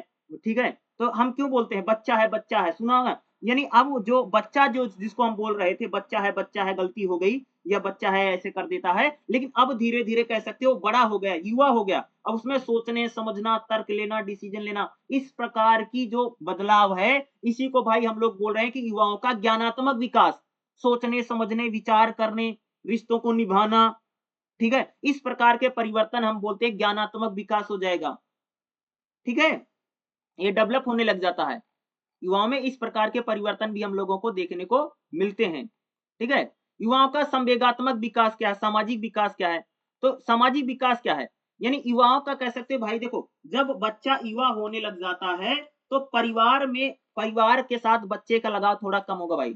जब बच्चा किशोरावस्था से युवावस्था में जाता है तो कह सकते हो परिवार के साथ थोड़ा कम रहता है, लेकिन अपने दोस्तों के साथ उसका मेल जोल यानी ज्यादा बढ़ जाएगा। यानी परिवार के साथ उसका प्रभाव घटेगा जब युवा अवस्था में जाएगा, और दोस्तों का प्रभाव बच्चे में बहुत बढ़ेगा। ये तो देखा होगा ना कि भाई मेरे हम लोग जैसे जैसे बड़े होते हैं, मम्मी पापा अपने घर वालों के साथ थोड़ा कम समय व्यतीत करते हैं, और लड़कियां भाई अपनी सहेलियों के साथ, लड़के अपने दोस्तों के साथ घूमना फिरना, इस प्रकार के प्रभाव भी कह सकते हो कि युवाओं में आते हैं। संवेगात्मक विकास, संवेगात्मक विकास को आप समझते हैं कि उनमें गहरे संबंध बनना, प्रेम प्यार के संबंध बनना। प्रेम क्या है, प्यार क्या है, ठीक है, इस प्रकार के संबंध युवा अवस्था में बनने लग जाते हैं, संवेगात्मक विकास है। ठीक है, यानी समकक्ष साथी, यानी अपने दोस्तों के साथ घूमना फिरना, आना जाना, यानी परिवार पर युवा धीरे धीरे कम निर्भर होने लग जाएगा। माता पिता से जो लगाव है थोड़ा कम हो जाएगा। इस समय कह सकते हैं युवाओं में, ठीक है, लड़की है तो लड़के के प्रति, लड़का है तो लड़की के प्रति, इस प्रकार का लगाव युवा इस संवेगात्मक विकास में होता नहीं। कॉलेज वॉलेज में जाने लग जाते हैं, ठीक है भाई, तो वहां कोई उसके दोस्त बन गई है, ठीक है, उसके साथ बेचारा घूम रहा, छोले घूम रहे हैं, फिल्म उलम देख रहे हैं, ये होने लग जाता है। ठीक है, लड़कियां तो उनकी सहेलियों वाली बन जाती है। इस प्रकार यानी युवाओं का जब संवेगात्मक विकास होता है तब उनमें गहरे संबंध, यानी प्रेम के संबंध, अलगाव के संबंध, दोस्तों के साथ घूमना फिरना, उठना बैठना, इस प्रकार का परिवर्तन युवाओं के संवेगात्मक और सामाजिक विकास को बताता है। धीरे धीरे वो सामाजिक होने लग जाएंगे, समाज में अपनी जिम्मेदारियों को निभाना, ठीक है, दोस्ती को निभाना। इस प्रकार के बदलाव कह सकते हैं हम लोगों को युवाओं में शारीरिक छवि में परिवर्तन आ जाए भाई। यानी जब बच्चे कह सकते संवेगात्मक परिवर्तन मतलब शरीर की छवि, यानी शरीर की जो है जैसे शरीर में जैसे खाने के विकार, लिंग, यौन, ये सारे परिवर्तन होने लग जाते हैं ना। शारीरिक यानी शरीर की जो पहचान है धीरे-धीरे देखोगे ना कि भाई जैसे जैसे लड़कियाँ बड़ी होती हैं तो कह सकते हैं उनका शरीर जो है आकर्षक हो जाए, यानी अट्रैक्टिव हो जाता है। दूसरा कहता है भाई श्रृंगार-उंगार करने लग जाएगी, लाली लिपस्टिक ये सब लगाने लग जाएँगी, यानी सजना-धजना भी शुरू हो जाएगा। ये क्या है? ये संवेगात्मक विकास, उसको पता चल गया भाई कि मुझे सज-धज के भी जाना है, ठीक है? और शरीर पर भी ध्यान देना है। उनमें लैंगिकता के प्रति झुकाव आ जाएगा, ठीक है? यानी कह सकते हैं कि शरीर के आकर्षण, यानी अपोजिट सेक्स के प्रति उनमें कह सकते हो आकर्षण जो है वो दिखने लग जाता है। खासतौर से संवेगात्मक विकास है, ये लड़के में भी होगा और लड़की में भी होगा। समझ रहे हैं? बोला ना, साज श्रृंगार में ज्यादा समय व्यतीत करना, ये भी होने लग जाएगा। ठीक है, साज श्रृंगार में ये सब इसमें ज्यादा समय व्यतीत करने लग जाते हैं। समकक्षी संबंध मिलना है। समकक्षी का मतलब यानी जो साथ पढ़ रहे हैं, जो साथ खेल रहे हैं, साथ चल रहे हैं, उनका भी प्रभाव कह सकते हैं युवाओं पर संवेगात्मक विकास है। मेरी दोस्त ऐसी है, मेरे फ्रेंड ऐसे हैं, मैं ऐसी करूंगी, मेरी सहेली ऐसी करती है, मेरा दोस्त ऐसे करता है तो हम भी ऐसे करेंगे, इन चीजों को करेंगे। इसी को बोलते हैं समकक्षी संबंध। ठीक है, उनका भी प्रभाव कह सकते हैं युवाओं पर पड़ता है। अभिभावक बाल संबंध, किशोर कह सकते हैं युवा अवस्था में बच्चों और माता पिता में जो संबंध थोड़े हमें कम दिखाई देते हैं, यानी बच्चे इस समय अपने दोस्त के प्रति, गर्लफ्रेंड बॉयफ्रेंड के प्रति जो झुकाव है वो हमें कह सकते हैं कि संवेदनात्मक विकास में युवा अवस्था में माँ बाप के प्रति झुकाव कम घटेगा, यानी कम हो जाएगा, और कह सकते हैं कि बाहर के जो लोग हैं उनके साथ उनका उठना बैठना बोलना चालना जो है वो धीरे धीरे भाई मेरे ज्यादा होने लग जाता है। ये सारे परिवर्तन हमें किसमें दिखाई देता है, ये संवेगात्मक विकास है। तो युवाओं में कह सकते हैं धीरे धीरे जो परिवर्तन है वो होने लग जाता है, जैसे प्रेमी प्रेमिका का संबंध होने लग जाएगा, समाज में जो चीजें हैं उनसे थोड़ा कई बार विद्रोह हो सकता है, पुरानी परंपराएं पुरानी रीति रिवाज के खिलाफ भैया वो विद्रोह कर देगा, माँ बाप के बातें नहीं मानेगा, बदजुबानी करेगा, ठीक है। इसी समय कह सकते संवेदन, कई बार बच्चे हो सकता है कि नशेखोरी में या गलत रास्ते पे भी हमें इस समय युवा दिखाई देते हैं। कई बार कह सकते युवाओं में तनाव भी होता है, ठीक है, तनाव, डिप्रेशन, इस प्रकार की समस्या भी कह सकते हैं हम लोगों को युवावस्था में देखने को मिलती है। तो जो मैं आपको बता रहा हूँ ये बहुत इंपॉर्टेंट है, और आपसे एग्जाम में युवाओं को लेकर के पूछे गए संवेगात्मक और संवेगात्मक, ज्ञानात्मक और शारीरिक विकास, इस टाइप के क्वेश्चन आने वाले हैं, ठीक है, आएगा। और जो मैं बता रहा हूँ यही आपको लिखना भी। चैप्टर रहेगा, चैप्टर नंबर 3 क्या रहेगा, पहचान के सामाजिक और मनोवैज्ञानिक परिप्रेक्ष्य। इसमें अगर मैं इंपॉर्टेंट की बात करूं भाई मेरे, मोस्ट इंपॉर्टेंट रहेगा अंतर पीढ़ीगत संबंध। याद रखिएगा, आने के चांसेस 100% है, आएगा। अंतर्गत पीढ़ी संबंध जरूर करके जाइएगा, आ सकता है अंतर्गत पीढ़ीगत संबंध, ठीक है। तो चलिए हम लोग इसकी बात करते हैं, क्योंकि ये आपके लिए इंपॉर्टेंट है खासतौर से इस तीसरे चैप्टर में से, ठीक है। और ये बहुत बार पहले भी आ चुका है, ठीक है, ऐसा नहीं है, ठीक है। देखो एग्जाम में जो भी क्वेश्चन आएगा सारे 20-20 नंबर के ही आने हैं, जो जितने बता रहा हूँ उनको करके जरूर जाइएगा, समझेंगे तो समझ में भी आएगा और आपको इससे फायदा भी एग्जाम में जरूर मिलेगा। तो जो टॉपिक मैं बता रहा हूँ उनको करने से होगा ही होगा। अंतर्गत अंतर पीढ़ीगत संबंध क्या, देखिएगा इसको हम क्या बोलते हैं, देखो परिवारों की केंद्रीय विशेषता है कि एक इसका अंतर्गत पीढ़ीगत चरित्र होता है, यानी अंतर्गत पीढ़ी यानी सभी परिवारों में कम से कम 2 पीढ़ी एक साथ रहती है। अंतर पीढ़ीगत संबंध का मतलब समझते हो, जैसे भाई आपका परिवार है, आपकी फैमिली है, तो आपकी फैमिली में भाई मान लो मम्मी पापा और उनके बच्चे रह रहे हैं, तो 2 पीढ़ी के लोग ज्यादातर अगर आप देखोगे तो परिवारों में रहते ही रहते हैं। कहीं कहीं पर अगर आप देखोगे तो 3 पीढ़ी के लोग रहते हैं, दादा दादी, मम्मी पापा और उनके बच्चे रह रहे हैं। तो कहीं ये भी अंतर पीढ़ीगत संबंध का मतलब होता है कि एक प्रकार से एक पीढ़ी का दूसरी पीढ़ी यानी से क्या संबंध है, क्या रिलेशन है, उसी को बात कर रहे हैं। परिवार में अंतर पीढ़ीगत संबंध की रचना कैसी है, पारिस्थितिक और सामाजिक कारकों, जिसे परिवार के भाई किसी भी परिवार में अंतर्गत पीढ़ीगत संबंध यानी एक पीढ़ी जैसे दादा दादी हैं, मम्मी पापा हैं, उनके बच्चे हैं, उनके रिलेशन कैसे हैं, उनके संबंध कैसे हैं, ये परिवार पर बहुत ज्यादा निर्भर करता है। माता पिता और बच्चे के मध्य संबंध 2 प्रकार से होता है। एक तो पालन पोषण, भाई माता पिता बच्चे का पालन पोषण कैसे कर रहे हैं, माता पिता बच्चों को कैसे अपने नियंत्रण में यानी कंट्रोल में रखते हैं, माता पिता बच्चों को कितना लाड प्यार कर रहे हैं, ये सारी चीजें माता पिता का लगाव बच्चों के प्रति कितना है, कैसा है, इस संबंधों की हम बात कर रहे हैं, समझ रहे हैं। व्यक्ति परिवार समाज इंटरफेस प्रभावी होता है, भाई व्यक्ति का जो प्रभाव है परिवार पर पड़ता है और परिवार का प्रभाव समाज पर पड़ता है। याद रखिएगा, व्यक्ति का प्रभाव किस पर पड़ता है, परिवार पर, और परिवार का प्रभाव किस पर पड़ता है, समाज पर, यानी एक दूसरे से क्या है, जुड़े हुए हैं।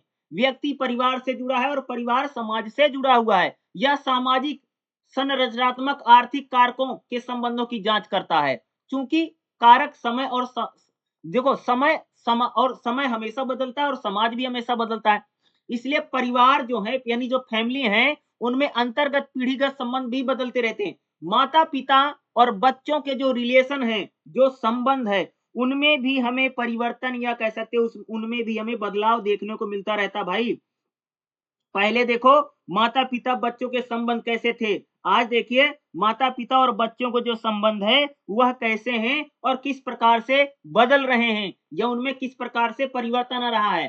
ठीक है भाई, पहले के जमाने कह सकते कि बच्चे जो है माता पिता का कहना बहुत ज्यादा मानते थे, सारी चीजें उन्हीं के अनुसार करते थे, लेकिन आज देखिए बच्चे जो है माता पिता का भाई बिल्कुल कहना नहीं मानते हैं, जो मन में आता वही करते हैं ना। तो आज वो परिवर्तन आ रहा है, समझ रहे हो। सामान्यता सैद्धांतिक ढांचे की अगर हम लोग बात करेंगे तो भाई आज परिवर्तन है, आज हमें क्या दिखाई देता, एकल परिवार भी होता है। एकल परिवार क्या होता है? एकल परिवार का मतलब होता है कि जिसमें पति पत्नी और उनके बच्चे रहते हैं और बच्चे अविवाहित हैं, एकल परिवार है। अगर आप देखेंगे पहले ज्यादातर कैसे होता था? संयुक्त परिवार होता था भाई। संयुक्त परिवार मतलब ज्वाइंट फैमिली होती थी, देखते नहीं थे? परिवार में मम्मी है, पापा है, दादी है, दादा है, चाचा है, चाची है, सब रहते थे। यही ज्वाइंट फैमिली है। ठीक है। ये परिवार की संरचना यानी परिवार की जो बनावट है, परिवार में कितने लोग हैं, अब धीरे धीरे परिवर्तन आ रहा है। अब धीरे धीरे कह सकते हैं कि हमारे परिवारों में क्या है? परिवर्तन है ना, बदलाव है ना। ये बदलाव भी हमें देखने को मिल रहा है। पारस्परिक निर्भरता। पहले भाई देखो, लोग जो है ना पहले अपने परिवार पर ही ज्यादा निर्भर रहते थे। पितृवंशी परिवार हमारे देश में हुआ, सबको पता है भाई। हमारे यहाँ पर परिवार कैसे होते? पितृसत्तात्मक होते ना, पितृवंशी परिवार होते हैं। यानी पिता की ही कह सकते हैं कि पिता के ही द्वारा परिवार चलता है। जैसे जो पिता है उसको संपत्ति में अधिकार और तमाम तरह के अधिकार किसके पास होते हैं? पुरुषों के पास। यानी भारत में अगर आप देखोगे जो परिवार हैं उसमें संपत्ति हो, पैसा हो, सारे अधिकार हैं। जैसे दादा का अधिकार पिताजी को मिलेगा, पिता का देखो भाई, दादा का अधिकार पिताजी को मिलेगा, पिताजी का अधिकार पुत्र को मिलेगा। इस प्रकार से हमारे देश में देखोगे पीढ़ी दर पीढ़ी रुपया, पैसा, धन संपत्ति भाई हस्तांतरित होती रहती, ट्रांसफर होती रहती ना। देखा होगा ना हमारे परिवार में भाई, जैसे पहले दादाजी थे, सारी खेत बाड़ी सब खेत घर वर उनके नाम था, रजिस्टर्ड था। फिर क्या हुआ कि भाई आपके पिताजी के नाम खेत हो गया, घर हो गया, सारी चीजें हो गई। कुछ समय के बाद हो सकता है कि आपके नाम पर घर, खेत, सारी चीजें रजिस्टर हो जाएंगी। तो क्या है, हमारे यहाँ पर अगर आप देखोगे परिवार जो है परस्पर एक दूसरे पर निर्भर है। अंतर्गत पीढ़ीगत संबंध, यही तो पितृसत्तात्मक में ना। यानी पहले दादाजी थे, घर के मुखिया थे, सारे घर जब उनके नाम थे, जमीन जायदाद सारी उनके नाम थी। फिर पिताजी के नाम हो गया, जैसे आज समय बढ़ा फिर आपके नाम हो जाएगा। यानी हमारे देश में पीढ़ी दर पीढ़ी जो है इस प्रकार के यानी ट्रांसफर जो है वो चलते रहते हैं ना, हमेशा चलते रहते हैं। हमारे यहाँ पर शादियां भी जो थी पितृसत्तात्मक होती, सबको पता है कि भाई हमारे यहाँ पर जो लड़कियां होती शादी करके पुरुष के यहाँ जाती हैं। ठीक है, पुरुष थोड़ी जाते हैं। तो क्या है, इस प्रकार से भी अगर आप परिवर्तन होता रहता ना। मेरा परिवार मेरी सर्वोच्च प्राथमिकता, यानी भारत में अगर आप देखेंगे तो परिवार को बड़ा महत्व देते हैं। सबका भाई अपने परिवार के साथ बड़ा गहरा जुड़ाव होता है। मेरे परिवार में मेरा रिश्ता मुझे शांतिपूर्ण महसूस कराता है। भाई परिवार में जो देखोगे तो एक दूसरे से क्या होते हैं? रिलेशन होते हैं, संबंध होते हैं। और इसी प्रकार के जो संबंध है लगातार चलते रहते हैं। स्वतंत्रता पारिवारिक मॉडल, देखो परिवारों में हमें एक प्रकार की भाई स्वतंत्रता भी मिलती है। ठीक है, विभिन्न विभिन्न परिवारों में देखोगे तो भाई पुरानी पीढ़ी और नई पीढ़ी में हमें भी परिवर्तन दिखाई दे रहा है ना। पुरानी पीढ़ी के जो बच्चे हैं और नई पीढ़ी के जो लोग हैं उनमें भी एक प्रकार से आपको दिखाई देगा ना। अलग अलग हो, वृद्धावस्था, सुरक्षा परिवार, महिला की उच्च स्थिति, पुत्र के कमतर आर्थिक प्रजनन दर, ये भी परिवारों में हमको दिखाई दे रही। परिवार से आपको भाई एक प्रकार की स्वतंत्रता भी, भाई आपकी परिवार पर बहुत ज्यादा निर्भरता है, परिवार वाले आपको बहुत सपोर्ट करते हैं, बहुत मदद करते हैं, ये भी होता है ना। भाई बच्चों का पालन पोषण कौन करता है? परिवार करता है। आप लोगों ने अभी देखा होगा कि भाई जब शादी ब्याह होता है तो जब कोई माँ बनती है तो उसके बच्चे को कौन देखता है? दादी देखती है, उसकी सास देखती है। तो ये क्या है, इससे आपका एक प्रकार से स्वतंत्रता भी तो रहती है। तो परिवार आपको एक प्रकार की स्वतंत्रता भी देती है कि आप कुछ कर सकते हैं, कुछ आगे बढ़ सकते हैं। भाई जिसका परिवार नहीं उसको जाकर के देखिए, वो बेचारा कैसे अपना जीवन व्यतीत कर रहा है बताइए। जिसके माँ नहीं है, बाप नहीं है, दादा नहीं, दादी नहीं, चाचा नहीं, चाची नहीं है, वो आदमी भाई अपना जीवन कैसे, उसका जीवन कितना संघर्ष में है। तो परिवार हमें क्या देते हैं? स्वतंत्रता देते हैं कि भाई हम कुछ आगे बढ़ सकें, कुछ आगे जीवन में कर सकें। इस प्रकार की स्वतंत्रता हमें कहाँ से मिलती है? भाई परिवार से मिलती है, फैमिली से मिलती है। समझ रहे हो? जो हमारे परिवार होते हैं, जो हमारी फैमिलियाँ होती हैं, मैं अपने परिवार में स्वतंत्र महसूस करता हूँ। भाई हमारे साथ मेरा परिवार खड़ा है, मेरे लोग खड़े हैं, तो हर आदमी सोचता है भाई ना, स्वतंत्र महसूस करता है। मुझे पूरी तरह से सोचने नहीं की ज़रूरत नहीं। भाई हम लोग बोलते हैं ना, भाई मुझे बहुत ज़्यादा सोचने विचारने की ज़रूरत नहीं, घर वाले देख लेंगे, परिवार वाले देख लेंगे, मेरे पापा। तो इस प्रकार की बातें हम लोग करते हैं ना। तो परिवार का जो सपोर्ट है, कह सकते हो कि व्यक्ति को एक बहुत बड़ा मोरल सपोर्ट है। कह सकते हैं ये पीढ़ी दर पीढ़ी हमारे समाज में चलता रहता है। देखते नहीं? आज देखो बहुत सारे लोग आपको बोलेंगे भाई मुझे बहुत ज़्यादा सोचने की ज़रूरत नहीं है, मेरे घर वाले देख लेंगे या मेरी मम्मी देख लेंगी, वो कर लेंगी। तो परिवार जो है आपको क्या देता है? स्वतंत्रता देता है कि आप दूसरे काम को भी कर सकते हैं। मनोवैज्ञानिक पारस्परिक निर्भरता पारिवारिक मॉडल क्या है? यह मॉडल अलग है, फिर भी इसमें अगर हम लोग बात करें इसमें क्या था? अगर आप देखोगे परिवारों में परिवार और व्यक्तिगत दोनों अलग अलग चीजें हैं भाई, परिवार अलग है और आपकी व्यक्तिगत चीजें अलग हैं। आर्थिक क्षेत्रों में देखोगे तो आपको स्वतंत्रता मिलती है, खासतौर से परिवार में देखेंगे ना तो ये भी होती ना, पीढ़ियों के बीच अगर आप देखेंगे, आज बुजुर्ग माता पिता अपने बच्चों की दोनों तरफ भावनात्मक ऊर्जा खर्च करते। देखो बहुत सारे परिवार में अगर आप देखोगे भाई माता पिता अलग रहते हैं, बच्चे अलग रहते हैं। आज यह भी बहुत ज्यादा परिवारों में समस्या आ रही है, देख रहे हो, ये होता है ना भाई, माता-पिता अलग रहते हैं, बच्चे अलग रहते हैं, दोनों एक साथ नहीं रह रहे हैं। आज कह सकते हैं कि परिवारों में इस प्रकार से एक प्रकार से भई बच्चों को लगता है मैं आत्मनिर्भर हो गया हूँ, भाई न न मैं कमाता हूँ, मैं धमाता हूँ, मैं रुपया लाता हूँ, तो मैं अलग रहूँगा। इस प्रकार की बातें भी कह सकते हैं भाई परिवारों में बहुत ज़्यादा आ रही हैं, देखते नहीं? अलग रहते हैं ना, माता-पिता कमतर आर्थिक निर्भरता के चलते बच्चे अपनी स्वायत्ता और पारिवारिक आजीविका के लिए खतरे के रूप में देखा जाता है। ठीक है? किसी व्यक्ति को अपने परिवार को व्यक्त करने में संकोच नहीं करना चाहिए, भले ही वो अपने परिवार में भी भाई कई बार होता है ना कि हमें लगता है भाई हमें हमें परिवार में मेरा कम महत्व है, तो कभी भी आपको ये विचार नहीं करना चाहिए भाई मेरे मेरे परिवार में मेरी कोई कीमत नहीं है, परिवार वाले मुझे कुछ समझते नहीं है। आप अपने परिवार के बेहद करीब होते हैं, अपने निर्णय ले सकते हैं। भाई जब हम परिवार के बेहद करीब हो तो कोई डिसीजन ले सकते हैं। एक व्यक्ति स्वयं को अपने परिवार को स्वतंत्र और भावनात्मक रूप से जुड़ा होता है। हर व्यक्ति भाई अपने परिवार से जुड़ा होता है और भावनात्मक रिलेशन होता है ना भाई, माँ-बाप के साथ, पिता के साथ, बहन के साथ, सबका रिलेशन होता है ना। तो इस प्रकार के रिलेशन भाई हमारे परिवार के होते हैं और ये रिलेशन जो संबंध कह सकते हो क्या होता है भाई मेरे, पीढ़ी दर पीढ़ी क्या है, चलते रहते हैं। यही अंतर पीढ़ीगत संबंध यानी एक पीढ़ी से दूसरी पीढ़ी में जो हमारे रिलेशन है, जो संबंध चलते रहते हैं। भाई परिवार जो कह सकते हैं हमारे लिए बहुत ज़रूरी है और अंतर पीढ़ीगत जो संबंध इसी को कहते हैं। तो काफ़ी इम्पोर्टेंट टॉपिक है जो मैंने आपको बताया। ये टॉपिक आपको एग्जाम में देखने को मिल सकता है, अंतर पीढ़ीगत संबंधों को लेकर के। अगला जो हमारा चैप्टर रहेगा, चैप्टर नंबर 4 क्या रहेगा?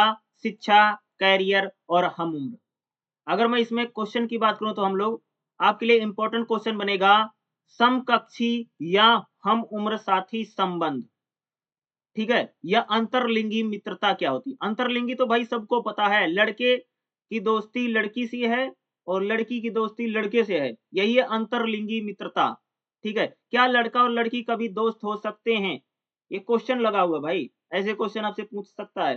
क्या लड़का और लड़की दोस्त हो सकते हैं या उनमें होता है कुछ और? इस टाइप के क्वेश्चन हो। वैसे इसमें इम्पोर्टेंट अगर मेरे से पूछोगे तो इम्पोर्टेंट आपका ये रहेगा 4.7 आएगा, ठीक है? समकक्षी या हम उम्र साथी ये क्या होते हैं? तो भाई समकक्षी का मतलब तो वही होता ना, जो हमारे साथ पढ़ते हैं, लिखते हैं, काम करते हैं, हमारे दोस्त होते हैं, उन्हीं को तो समकक्षी बोलते हैं, ठीक है? ये इम्पोर्टेंट है, पेपर में पूछा जा सकता है भाई, ठीक है? और इसमें जितने क्वेश्चन आएंगे वो सारे 20-20 नंबर के आने हैं, ये याद रखिएगा, ठीक है? आपको 5 करना रहेगा एग्जाम में, ठीक है? 8 आएगा जिसमें से हम लोगों को कितने करने हैं? 5 क्वेश्चन करने हैं, ठीक है? तो देखिएगा 4.7 क्या रहेगा? समकक्षी या हम उम्र साथी। हम उम्र या समकक्षी कौन है? हम उम्र साथी या समकक्षी ऐसे व्यक्ति होते हैं जो आमतौर पर एक जैसी आयु, लिंग और सामाजिक समकक्षी मतलब होता है भाई जिसकी उम्र मेरे आस-पास है या जो मेरे यानी मैं लड़का हूँ तो वो भी लड़का है, अगर कोई लड़की है तो वो भी लड़की है। तो जो आपकी उम्र का है, आपके लिंग का है यानी लड़का आप लड़के हैं तो लड़का है, लड़की तो लड़की है या आपकी जैसे आपकी सामाजिक सिचुएशन है वैसे उसकी भी अमीरी-गरीबी वैसी है, उसी को बोलते हैं भाई मेरे समकक्षी या हम उम्र साथी बोलते हैं। हम उम्र का मतलब सबको पता है भाई, हमारी जो एज का है, हमारी जो उम्र के हैं, उन्हीं को तो बोलते हैं भाई हम उम्र साथी। शैक्षिक पाठ्यक्रमों के विकल्पों के निर्णय में करियर को प्रभावित करते हैं। भाई अगर आपको पढ़ना है, लिखना है, आगे बढ़ना है, डिसीजन लेना है, तो हमारे जो समकक्षी साथी हैं, जो हमारे मित्र हैं, जो हमारे हम उम्र के लोग हैं, आजकल कह सकते हैं आज के समाज में ये बहुत महत्वपूर्ण है। किशोरावस्था यानी कह सकते हो भाई मेरे किशोरावस्था मतलब होता है 13 से लेकर के 19 साल की उम्र में और जब हम जवान होते हैं यानी युवा अवस्था के दौरान कह सकते हैं समकक्षी साथी बहुत इंपॉर्टेंट है। यानी आपकी दोस्ती किन लोगों के साथ है, आपके दोस्त कौन हैं, ये सारी चीजें क्या है हमारे लिए क्या भाई मेरे बहुत ही ज्यादा महत्वपूर्ण हो जाती हैं। समकक्षी संबंध यानी जो आप हम उम्र के जो आपके दोस्त हैं, किशोर अवस्था में अधिक महत्वपूर्ण है। युवा व्यक्ति द्वारा ज्यादा समय देखो भाई हर कोई लड़का हो तो अपने दोस्तों के साथ ज्यादा समय बिताता है, लड़की है तो अपनी सहेलियों के साथ ज्यादा समय बिताती है क्योंकि युवा जो होते हैं वो धीरे धीरे अपने दोस्तों के साथ, फ्रेंडों के साथ ज़्यादा समय बिताते हैं, इसलिए बहुत इम्पोर्टेंट है कि आपका समकक्षी कौन है, आपका दोस्त कौन है, आपका दोस्त कैसा है, आपकी सहेली कैसी है, ये बहुत महत्वपूर्ण है क्योंकि उसका प्रभाव भाई मेरे हम लोगों पर पड़ता है। जो हमारा समकक्षी जो हमारे साथ रहता है, जो हमारे साथ पढ़ता है, जो साथ हमारे काम करता है, जो हमारी हम उम्र का है, जिससे हमारी दोस्ती है, वो व्यक्ति कौन है, उसका प्रभाव कह सकते हैं युवाओं पर, किशोरों पर सबसे ज़्यादा पड़ता है। किशोरावस्था नहीं कह सकते 13 से 19 साल की उम्र में जो समकक्षी है, यानी जो दोस्ती यारी होती है हमारी बहुत ज़्यादा जटिल हो जाती, बढ़ जाती है। किशोरावस्था में अगर आप देखो जैसे बच्चा 13 से 19 साल की उम्र में पहुँचता है, तो उसके रोमांटिक संबंध बनने लग जाते। रोमांटिक का मतलब भैया प्रेम संबंध, प्रेमी-प्रेमिका बन जाते हैं, समझ गए? यानी गर्लफ्रेंड, बॉयफ्रेंड बनने लग जाते हैं, कहने का मतलब है, ठीक है? इसके अलावा मित्रता समूह यानी कह सकते हैं फ्रेंड सर्कल भी बन जाता है, मेरी सहेली हो गया, मेरा दोस्त बन गया। इस प्रकार के संबंध भी कह सकते हो कि यहाँ पर बनने लग जाते हैं। कहाँ पर बनने लग जाते हैं? ये कहने का यहाँ पर मतलब है कि जैसे-जैसे हम बड़े होते हैं, वैसे-वैसे कह सकते हो कि हमारी दोस्ती बढ़ने लग जाती है, ठीक है? और कहने का मतलब है कि एक प्रकार से कह सकते हो रोमांटिक संबंध यानी प्रेम संबंध धीरे-धीरे हमारे बनने लग जाते हैं, कह सकते हैं किशोरावस्था और युवावस्था के समय ही बनने लग जाते हैं। जैसे हमारी दोस्त है, जैसे हमारी सहेली है, उन सब का प्रभाव भी हम लोगों पर पड़ता ही पड़ता है। उनका प्रभाव हम लोगों पर पड़ने लग जाता है। समरूपता, मित्रता, भाई हम लोग दोस्ती किससे करते हैं? जो हमारे समान होता है। किशोरावस्था, युवावस्था में हम लोग दोस्ती किससे करते हैं? जो हमारे समान है, जो हमारी पृष्ठभूमि का है। जैसे भाई जो जैसा बच्चा होता है वैसे लड़के-लड़कियों से दोस्ती भी करता है। देखा होगा ना कॉलेजों में होशियार, पढ़ने में तेज हो, पढ़ने में तेज वालों के साथ दोस्ती कर ली। बिल्कुल गधे हैं, गधों के साथ दोस्ती कर ली। जिसकी जैसी सामाजिक स्थिति है, अमीर, गरीब या जो भी है, जाति, धर्म इसके आधार पर दोस्ती यारी भी भाई होने लग जाती है। तो खास तौर से समकक्षी संबंध जो है हमारी पृष्ठभूमि के आधार पर, हमारा बैकग्राउंड कैसा है, हमारा घर परिवार कैसा है, इस आधार पर भी हमारे दोस्ती यारी बनती है। हमारा झुकाव, हम किस चीज़ को पसंद करते हैं, किस चीज़ को पसंद नहीं करते हैं, इस आधार पर भी हमारी दोस्तियाँ या फ्रेंड यानी हमारे मित्र बनने शुरू हो जाते हैं। ये संबंध विशेष रूप से धीरे-धीरे मजबूत होने लग जाते हैं और आगे चल कर के कह सकते हो कि हम इन संबंधों को निभाना भी शुरू कर देते हैं। समकक्षी संबंध जो आपके हम उम्र के जो आपके फ्रेंड हैं, दोस्त हैं, इनका प्रभाव भाई हम पर पड़ेगा। स्थिति या प्रतिष्ठा, किशोर समकक्षी संबंध महत्वपूर्ण है। भाई हर जगह पर कह सकते हो कि जो बच्चे किशोर हैं, 19 सा यानी 13 से 19 साल के जो बच्चे हैं, उनके दोस्त कैसे हैं, उनके सहेलियाँ कैसे हैं लड़कियों की, लड़के के दोस्त कैसे हैं, इसका प्रभाव उन लोगों पर बहुत ज़्यादा पड़ता है। क्योंकि जैसे दोस्त होगा, जैसी सहेली होगी, वैसे वो लड़का या लड़की वो लोग बनने का या बनने की भी कोशिश करते हैं ना, मेरा दोस्त ये करता मैं ये करूँगा, मेरी सहेली ये करती मैं ये करूँगी।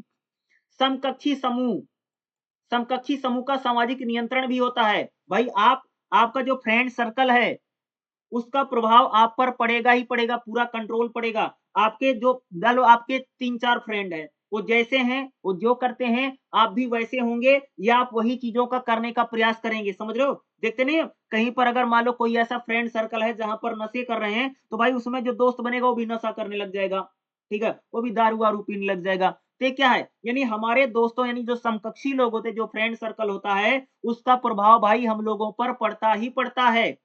समझ रहे हो? धीरे-धीरे सुदृढ़ीकरण यानी बच्चे और युवा दोनों चाहते हैं कि उनके व्यवहार, उनकी कपड़े, भाषा इस आधार पर समझी जाए। समझ रहे हो? तो उसी आधार पर देखा होगा कि बच्चे कपड़े-लत्ते भी पहनना शुरू कर जाते हैं या उनको कैसे कपड़े पहनना है, कैसे जूते पहनना है, कैसे बाइक लेना है, कैसे क्या लेना है। ये आप देखते नहीं बच्चे होते नहीं बताते हैं माता-पिता से मुझे ये कार चाहिए। ये किसका प्रभाव पड़ रहा है? जैसे आपकी सहेली जैसे वो रहती है, आप भी वैसे ही रहने का प्रयास करेंगे। आपका जैसे दोस्त है, जैसे आपका दोस्त कपड़ा पहनता है, वैसे आप भी अपने कपड़े पहनने का प्रयास करेंगे। क्या है? ये सारी चीज़ें होने लग जाती है, समकक्षियों का प्रभाव तो भाई हम लोगों पर पड़ता है। मॉडलिंग, यानी बच्चे और युवा मॉडलिंग यानी नकल भी करते हैं, देखता है ना अपने दोस्तों की नकल करते हैं, वो ऐसा करता है तो मैं भी ऐसे करूँगा। खान-पान के तरीके, फ़िल्में-विल्में देखने लग जाते हैं, कड़ी मेहनत कई बार बच्चे करना शुरू कर देते हैं। इन सब का प्रभाव समकक्षी पर पड़ता है। भई आपका जैसा दोस्त है, आपकी जैसी सहेली, आप भी वैसे बनते चले जाएँगे। यानी ये जब कह सकते हैं समकक्षी संबंध का प्रभाव इतना पड़ता है कि हम शौक भी उन्हीं के साथ समय बिताना, उन्हीं के साथ रहना, इस प्रकार की चीज़ें भी कह सकते हैं कि हम लोग करना शुरू कर देते हैं। ठीक है? दंड भी समकक्षी दंड इतने महत्वपूर्ण है। देखा होगा ना कि जो आपके दोस्त होते हैं, कई बार आपको डराते हैं, धमकाते हैं, इस प्रकार की चीज़ें भी करते हैं और हम उन्हीं के साथ रहते हैं, सारी चीज़ें करते हैं। तो इस सब का प्रभाव पड़ता है। समकक्षी गतिशीलता क्या है? तो देखो समकक्षी का मतलब यानी जो हमारी हम उम्र के लोग हैं, जो हमारे दोस्त हैं, फ्रेंड हैं, सहेलियाँ हैं, उन्हीं को बोलते हैं भाई समकक्षी। तो इनका इनका प्रभाव भी हम लोगों पर बहुत ज़्यादा पड़ता है। ये बहुत ज़्यादा आत्मविश्वास भी आपका जगा सकते हैं, जैसे आपका दोस्त बहुत आपका मोटिवेट करता है, बहुत आपका उत्साहवर्धन करता है। कई बार हम लोग इन खेल-वेल में भी शामिल हो जाते हैं, इनके साथ खेलते हैं, कूदते हैं, आते हैं, जाते हैं। कई प्रकार के कौशल भी हम इन चीज़ों के ज़रिए समझ जो समकक्षी लोग होते हैं, उनके साथ हम बहुत ज़्यादा रहते हैं, बहुत ज़्यादा समय बिताते हैं। तो हम लोग भी वैसे होने ल समकक्षियों का प्रभाव क्या पड़ता है? भई अगर आप शर्मीले हैं, तो आपका कह सकते हैं आप खुले-खुले हो जाएँगे, ठीक है? बेईमान या कह सकते हो कि आप अकड़ू हैं, आक्रामक हैं, धीरे-धीरे आप ज़्यादा समझदार हो जाएँ। इसका प्रभाव भी पड़ता है, यानी समकक्षियों का ब अच्छा भी प्रभाव पड़ता है, ऐसा नहीं भई हमेशा बुरा प्रभाव पड़ता है आपके सहेलियों का, दोस्तों का। कई बार हो सकता है कि दोस्त या सहेलियाँ अगर उनमें कोई कमियाँ हैं या उनमें कोई दिक्कत है या नशेड़ी हैं या कुछ भी हैं, नहीं पढ़ती हैं, बदतमीज़ हैं, तो भी आप ऐसी बनती चली जाएँगी, ये भी होता है। प्रभाव तो पड़ता ही पड़ता है ना। जैसे भाई हमारा दोस्त होता है, जैसे हमारा फ्रेंड होता है, जैसे हमारा फ्रेंड सर्कल है, वैसे हम बनने भी लग जाते हैं, तो सबको पता है। सामाजिक विकास पर हम उन साथियों का बहुत ज़्यादा महत्व पड़ता है। वही जैसे हम आगे बढ़ते हैं जैसे-जैसे हमारे हम उम्र के साथी, हमारे दोस्त कैसे हैं, हमारी सहेलियाँ कैसे हैं और हमारे जिनसे हमारी दोस्ती है वो लोग कैसे हैं, उनका प्रभाव भाई हमारे विकास पर बहुत ज़्यादा पड़ता है। ठीक है? जैसे आपकी दोस्ती बहुत ही अच्छी कोई खेल खेलता है उससे हो गई तो भाई आप खिलाड़ी बन जाएँगे। अगर कोई पढ़ने वाला बच्चा उससे होगी तो भाई आप पढ़ने-लिखने लग जाएँगे। तो जैसा होता वैसा हम बनने लग जाते हैं। यानी हमारे दोस्तों का इनका प्रभाव तो भाई जीवन पर पड़ता ही पड़ता है। युवाओं पर, बच्चों पर पड़ता है। कई बार होता है जो हम उम्र साथी होते हैं ना हमारी सामाजिक क्षमता को कई बार बढ़ाते हैं। ठीक है? हमको उनके साथ घूमते हैं, फिरते हैं, तो हम लोग सामाजिक एक प्रकार से सोसाइटी को भी समझते हैं। उनके साथ घूमना, फिरना, आना-जाना, मित्रता, दोस्ती, संबंध बनाना यानी दोस्ती निभाना, इन सारी चीज़ों को समझते हैं। इससे हमारी सामाजिक क्षमता भी बढ़ती है। हम इससे समाज को और बेहतर समझ पाते हैं। इससे हमारा माइंड जो विकसित होता है ना, होता है भाई, ये तो सबको पता है। अंतरलिंगी मित्रता क्या भाई? अंतरलिंगी मित्रता का मतलब होता है लड़की लड़की यानी जो गर्लफ्रेंड, बॉयफ्रेंड होते हैं, इसी को बोलते हैं भाई अंतरलिंगी। अंतरलिंगी का मतलब होता है कि लड़की की दोस्ती लड़के से है या कह लीजिए या लड़के की दोस्ती लड़की से। क्या लड़के और लड़की कभी दोस्त हो सकते हैं? इसको लेकर के इन लोगों ने पूछ रखा है। एक पुरुष और एक महिला के बीच गैर रोमांटिक, गैर पारिवारिक, व्यक्तिगत संबंध के तौर पर परिभाषित किया। युवावस्था के दौरान यह सबसे अहम है कि इस तरह के संबंध सामाजिक प्रतिबंध के चरण में कमज़ोर होते हैं। जैसे-जैसे व्यक्ति बढ़ता है, काम और शादी की दुनिया में उलझ जाता है। इस दौरान समान लिंगी मित्रता की तुलना में अंतरलिंगी मित्रता कह रहे हैं भाई जैसे-जैसे व्यक्ति बढ़ता है, जैसे जैसे हम लोग बड़े होते हैं ना, तो हम लोग भाई जैसे लड़के तो लड़कों से दोस्ती नहीं, बल्कि लड़के हैं तो उनसे लड़कियों की लड़कियों से दोस्ती करना या लड़कियाँ हैं तो लड़कों से दोस्ती करना। यानी इस तरफ हमारा जो झुकाव है, यानी हमारा जो झुकाव है, वो ज़्यादा बढ़ जाता है। यानी कह सकते हैं यानी एक प्रकार से यानी एक प्रकार से कह सकते हो अपोज़िट सेक्स के प्रति, ठीक है? लड़की है तो लड़कों से दोस्ती हो जाए, यानी उनमें झुकाव, उनमें आकर्षण उसको लगता है। लड़का है तो लड़कियों के प्रति झुकाव, आकर्षण हम लोगों को भाई देखने को मिलता है। ठीक है? इसकी बात कर रहे हैं। और अंतरलिंगी मित्रता हालाँकि समान लिंगी मित्रता और रोमांटिक संबंधों जिसका होता है, समाज से ज़्यादा जटिल है। यानी कह स अंतरलिंगी जो मित्रता बहुत जटिल है, यानी कह सकते हैं इसमें बहुत पेंच है, बहुत जटिल होती है। ठीक है? जैसे इन लोगों में भावनात्मक एक प्रकार से होता है, रिश्तों में लैंगिकता का भी सामना होता है, यानी एक प्रकार से सेक्स की भावना भी होती है। बाहरी दुनिया को भी हम रिश्ता दिखाने का प्रयास करते हैं। तो इस प्रकार यानी अंतरलिंगी जो मित्रता है, वो कह रहे हैं कि सामान्य मित्रता से उसके संबंध जो है कह सकते हो ज़्यादा गहरे हैं, ये कह रहे हैं। कि वो ज़्यादा लंबे समय तक चलती है, ज़्यादा या उसमें कह सकते हैं कि विश्वास जो चीज़ें होती हैं, वो ज़्यादा हम लोगों को देखने को मिलती हैं, ये कह रहे हैं। इसी को बोलते हैं भाई अंतरलिंगी मित्रता।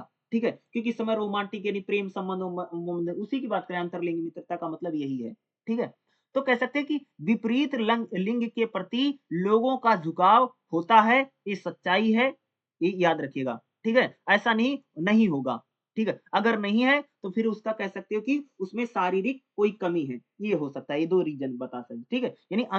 यानी विपरीत लिंग के प्रति झुकाव व आकर्षण जो है यानी अट्रैक्शन होगा ही होगा या स्वाभाविक है या भैया नेचुरल है, समझ गए? तो अंतरलिंगी मित्रता आपके लिए इंपॉर्टेंट, हम उम्र साथी समकक्षी संबंध जो है ये बहुत इंपॉर्टेंट है और एग्जाम में आपसे पूछे जरूर जा सकते हैं, आएगा। अगला जो हमारा चैप्टर रहेगा, चैप्टर नंबर 5 क्या रहेगा भाई मेरे, युवा संस्कृति, मीडिया और वैश्वीकरण। भाई आजकल कह सकते हैं कि हमारा कल्चर, खान-पान, पहनावा किस प्रकार से बदल रहा है और उसका कह सकते हैं युवाओं पर किस प्रकार का प्रभाव पड़ रहा है। ये तो भाई सबको पता है। आज हमारा खान-पान बदल गया, सारी चीज़ें कह सकते हो कि बड़ी तेज़ी से बदल रही हैं और इन चीज़ों में परिवर्तन हम लोगों को देखने को मिल रहा है। भाई आज के गाने बदल गए, आज के खेल बदल गए, आज लोगों की रुचियाँ बदल गई और आज लोगों का कह सकते हैं इंटरेस्ट भी बदल रहा है। युवाओं में परिवर्तन कह सकते हैं हमें तेजी से दिख रहा है। युवा संस्कृति क्या है? यानी पीढ़ीगत, आज देखो जो युवा है बहुत ज़्यादा उनमें चेतना आ गई है। 1991 में अगर आप देखोगे तो वैश्वीकरण हुआ, उदारीकरण हुआ और कह सकते हैं कि आप देखो भाई, देखो विदेश की जो सामान है, जो चीज़ें देखो, आज हमारे देश में चाउमीन है, पिज़्ज़ा है, बर्गर है, खान-पान पूरी तरीके से बदल गया है। एक खास तौर से 91 में कह सकते हैं, यानी 1991 में वैश्वीकरण का प्रभाव है। पूरी दुनिया में जिस प्रकार से ग्लोबलाइजेशन हुआ, वैश्वीकरण हुआ है, इसका प्रभाव युवाओं पर पड़ रहा है। आज देखो जो भारतीय बच्चे हैं, वो दूसरे देशों में जाकर के नौकरियाँ भी कर रहे हैं। आज हमारे देश में देखो खान-पान में पिज़्ज़ा है, बर्गर है, विदेशी जो खान-पान है, चाइनीज़ खान-पान बढ़ गया। ये क्या है? ये युवा, यानी कह सकते हैं आज हमारा जो कल्चर है, उसमें बड़ा परिवर्तन है। आज युवाओं को देखिए किस प्रकार से कपड़े पहनते हैं, किस प्रकार से उनमें बदलाव है, उनकी बोली, भाषा, रंग रूप कैसे बदलता चला जा रहा है। आज देखो पहनावा, लड़कियाँ क्या कपड़े पहले ऐसे नहीं पहनती थी, आज देखो लड़के किस प्रकार से कपड़े पहन रहे हैं। ये सारा परिवर्तन क्या है, युवा संस्कृति की विशेषता है। आज कह सकते हैं जो युवा हैं, वो कह सकते हैं भाई बाहर ऑस्ट्रेलिया हो, अन्य देशों में जाकर के भी रह रहे हैं और इसका कह सकते हैं कि कल्चर पर भी भाई बहुत बड़ा प्रभाव पड़ रहा है। समझ रहे हो? जैसे आज हम लोग रेडियो में, टीवी में देखते रहते हैं ना दूसरे देश के लोग क्या कर रहे हैं, क्या नहीं कर रहे हैं, वहाँ कैसी चीज़ें हैं। वैसे आज भी हम लोग क्या है, धीरे-धीरे करते चले जाएँ। आज हमारा देखोगे, हमारा वेशभूषा बदल गई है, आज हमारा पहनावा बदल गया है, हमारा भाई शराब पीना आज देखो युवाओं में बहुत ज़्यादा हो गया है। आज जुआ खेलना, हिंसक खेलों में ज़ाहिर होना, गिरोह जैसे चीज़ों को काम करना, आज देखो डांस-वांस देखो कितने सारे बदल गए हैं। इससे क्या रहा कि युवाओं का जो माइंडसेट है, जो हमारा कल्चर है, कल्चर मतलब क्या? संस्कृति मतलब वही संस्कृति क्या होती है? खान-पान, पहनावा, देखो आज हमारे यहाँ पर शादी-विवाह करने के तौर तरीके बदल गए हैं। देखो आप नए-नए रीति-रिवाज हो रहे हैं, नई-नई चीज़ हो रहे हैं। तो क्या है, ये भाई पूरी तरह से युवाओं में क्या है, बदलाव होता चला जा रहा है। प्रति कल्चर, काउंटर कल्चर देखा होगा ना कि भाई हम हमारे यहाँ के लोग कह सकते हैं विदेशी संस्कृति को अपना रहे हैं और भैया विदेश के लोग जो है कह सकते हैं हमारी संस्कृति को अपना रहे हैं। देखो बहुत सारे विदेश के लोग आकर के हमारे यहाँ पर साड़ी-वाड़ी पहनते हैं, वृंदावन में घूम रहे हैं, थोड़ा धार्मिक बने हैं और हमारे यहाँ के लोग भाई कह सकते हो कि छोटे-छोटे कपड़े में लड़कियाँ घूम रही हैं या जिस प्रकार से हम कपड़े पहने, मैं छोटा कपड़े, मेरे कहने का मतलब क्या है कि पहनावा जिस प्रकार से हमारा बदला है, बिल्कुल मॉडर्न होता चला गया है और विदेश के लोग कह सकते हैं भाई साड़ी-वाड़ी डाल रहे हैं, तो क्या है, एक प्रकार से कल्चर यानी एक सांस्कृतिक परिवर्तन भी कह सकते हैं हम लोगों को दिखाई दे रहा है। भाई कल्चर का तो पूरा बदलाव हो रहा है ना, जीवन शैली आज हमारी बदल गई। देखो आज हम कैसे जीन्स की शर्ट पहनते हैं, चमड़े का जैकेट पहनते हैं, मोटरसाइकिल, बाइक, ये क्या है? ये बदलाव है ना, पूरी तरीके से कह सकते हैं चेंज है। और आज हमारे जीवन में जो भी बदलाव, चाहे हमारा खान-पान बदल गया, हमारा पहनावा बदल गया, हमारी भाषा बदल गई, हमारी बोलचाल बदल गई, इसका कह सकते हैं मीडिया का भाई मेरे सबसे ज़्यादा प्रभाव है। हम जैसे फ़िल्में देख रहे हैं, टीवी देख रहे हैं, रेडियो देख रहे हैं, समाचार पत्र, पत्रिकाएँ पढ़ रहे हैं, इनका प्रभाव हम पर पड़ता ही पड़ता है। जैसा हम फ़िल्मों में देखते हैं, जैसा होता है, वैसे हम लोग करते रहते हैं। आज कह सकते हैं कि फ़िल्मों का प्रभाव, गानों का प्रभाव, फ़ैशन जो है कह सकते हैं युवाओं पर भाई मेरे सबसे ज़्यादा पड़ता है। फ़ैशन तो कौन अपना बूढ़े आदमी थोड़ी अपनाता है। कभी देखा बूढ़ा फ़ैशन कर रहा हो? तो सबसे ज़्यादा किस पर प्रभाव पड़ता है? नई-नई चीज़ों का, फ़ैशन का, युवाओं पर पड़ता है और इससे कह सकते हैं हमारा जो संस्कृति है उसमें भी धीरे-धीरे बदलाव आता रहता है। उपभोक्तावाद क्या है और वैश्वीकरण क्या है? भाई सबको पता होगा कि 1991 में क्या हुआ? वैश्वीकरण यानी ग्लोबलाइजेशन हुआ, इसको वैश्वीकरण बोलते हैं, भूमंडलीकरण भी बोलते हैं। तो क्या हो कि जैसे वैश्वीकरण का मतलब क्या है? देखो चीन के बने जो उत्पाद हैं भारत में आकर देखते नहीं हो? चीन का बना सामान भाई हमारे देश में खूब बिक रहा है, ये वैश्वीकरण है। हमारे यहाँ का सामान कहीं और देश में जा रहा है।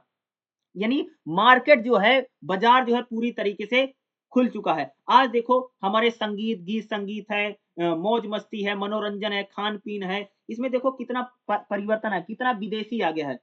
ठीक है? भई आज हमारे जैसे खान-पान की बात हुई देखो, आज हमारे यहाँ पर चाउमीन, पिज़्ज़ा, बर्गर ये सब खाया जा रहा है, ये विदेशी खान-पान है। दूसरा अगर आप देखो आज हमारे देश में सामान भी हम लोग चाइनीज़ यूज़ कर रहे हैं या दूसरे देशों का यूज़ कर रहे हैं, तो क्या ये वैश्वीकरण है? ये वैश्वी आज देखो आज हम लोग अमेज़न, फ्लिपकार्ट पर शॉपिंग कर रहे हैं, तो क्या है? ये वैश्वीकरण का प्रभाव है। कितनी विदेशी कंपनियाँ हैं, सारी चीज़, ये वैश्वीकरण खास तौर से इन सब का किसका प्रभाव? युवाओं का। देखो आज देखो भाई हम ऑनलाइन में तुरंत ऑर्डर कर दे रहे हैं। आज हमें खाना भी हम ऑनलाइन में मँगा रहे हैं। क्या है? ये वैश्वीकरण का प्रभाव है। आज के 50 साल पहले कोई सोच सकता था कि ऑर्डर कर देंगे, कोई घर पर खाना दे जाएगा? नहीं सोच सकता था जी। ठीक है? हम कोई सामान घर बैठे शॉपिंग कर लेंगे, ऑर्डर कर देंगे, घर पर आएगा, कोई कोरियर दे जाएगा। सोच सकते थे? नहीं सोच सकते थे। यही वैश्वीकरण है। किस प्रकार से हमारा जो समाज है, वह बदला है। अमेज़न, फ्लिपकार्ट पर जाकर के हम लोग कुछ भी कपड़ा-लत्ता कुछ भी खरीद ले रहे हैं। राशन तक भी हम ऑनलाइन में मँगवा ले रहे हैं। क्या है? ये वैश्वीकरण का प्रभाव है। ये उपभोक्तावाद है, यानी मार्केट है, बाज़ार जो है धीरे-धीरे फैल रहा है। बाज़ार का कह सकते हैं इसको एक्सटेंड बोलेंगे। हम लोग उपभोक्तावादी देखो आज हम लोग सिर्फ़ खाना-पीना, कपड़े-लत्ते इन्हीं पर सारा पैसा खर्च कर रहे हैं। इसी पर हम लोग पूरा मर-मिट जा रहे हैं। क्या है? यही वैश्वीकरण है, यही दिखावा है। ठीक है? यही बाहरी संस्कृति का प्रभाव है। ठीक है? जिस देश में हमारे यहाँ भाई सादा जीवन, उच्च विचार वाले लोग रहते थे, आज देखो हम कितना फैशनी होते जा रहे हैं। हम खान-पीन पर कितना खर्चा कर रहे हैं, हम मनोरंजन के लिए कितना फ़िल्में देखना, मूवी देखना, क्या है? यही तो वैश्वीकरण है जो हमारी पूरी संस्कृति और यानी हमारे पूरे कल्चर को बदल रहा है। किस प्रकार से? देखो हमारे देश में केएफसी खुल गया है। देखो भाई केएफसी, डोमिनोज़, पिज़्ज़ा ये क्या है सब विदेशी कंपनियाँ हैं। क्या है? यही तो अंतर्राष्ट्रीय हो रहा है ना। इंटरनेशनल देखो कितने सारे प्रोडक्ट हैं। ख आईफ़ोन लोग खरीद क्या ये सारा वैश्वीकरण ही भाई। आज देखो हमारे यहाँ पर संगीत जो है विदेशी संगीत भी बज रहा है, विदेशी गाने बज रहे हैं, विदेशी फ़िल्में चल रही हैं।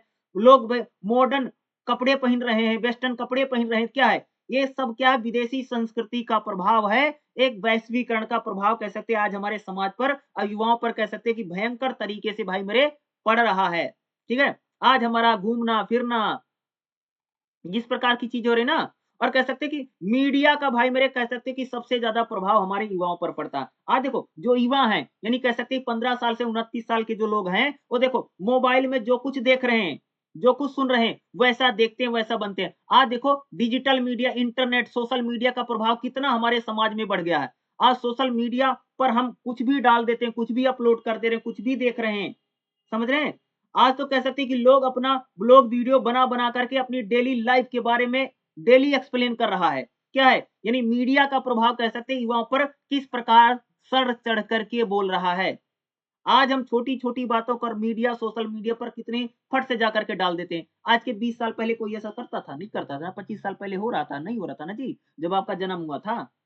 तो कोई मीडिया में जाकर के बताया था कि आपका जन्म हो गया है, मेरे घर लड़का पैदा हुआ, लड़की पैदा हुई है, नहीं हुआ था ना? तो आज कह सकते हैं मीडिया का जो प्रभाव, फ़िल्मों का जो प्रभाव है, गानों का जो प्रभाव है, ठीक है? आज डिजिटल, इंटरनेट, सोशल मीडिया आप हमारी वीडियो भी यूट्यूब पर देख रहे हैं, तो यूट्यूब पर भई पढ़ाई का भी प्रभाव पड़ा, ये भी कह सकते हो, ये भी मीडिया है। पढ़ना भी कह सकते हैं बहुत ज़्यादा बदल गया, पढ़ाई पूरी तरीके से बदल गई, परिवर्तित हो गई। क्या है? यह मीडिया का प्रभाव कह सकते हैं युवाओं पर पड़ रहा है। ठीक है? ये बदलाव हम लोगों को यहाँ पर दिखाई दे रहे हैं। तो सारे जो मैं क्वेश्चन बता रहा हूँ इम्पोर्टेंट है भाई मेरे एग्ज़ाम में आएगा ही आएगा। तो आप जितना समझेंगे उतना ही कह सकता हूँ आपको अच्छे से समझ में आएगा जो मैं टॉपिक आपको समझा रहा हूँ। और जितने क्वेश्चन और टॉपिक मैं बता रहा हूँ सारे करके जाइएगा, मोस्ट इम्पोर्टेंट है और एग्ज़ाम में इनके आने की संभावना भी बहुत ज़्यादा रहती है। जो-जो मैं समझा रहा हूँ इसको अच्छे से समझना। अगला जो हमारा चैप्टर रहेगा भाई मेरे चैप्टर नंबर 8 क्या रहेगा? युवाओं में आक्रामकता, हिंसा और मानसिक स्वास्थ्य। ठीक है?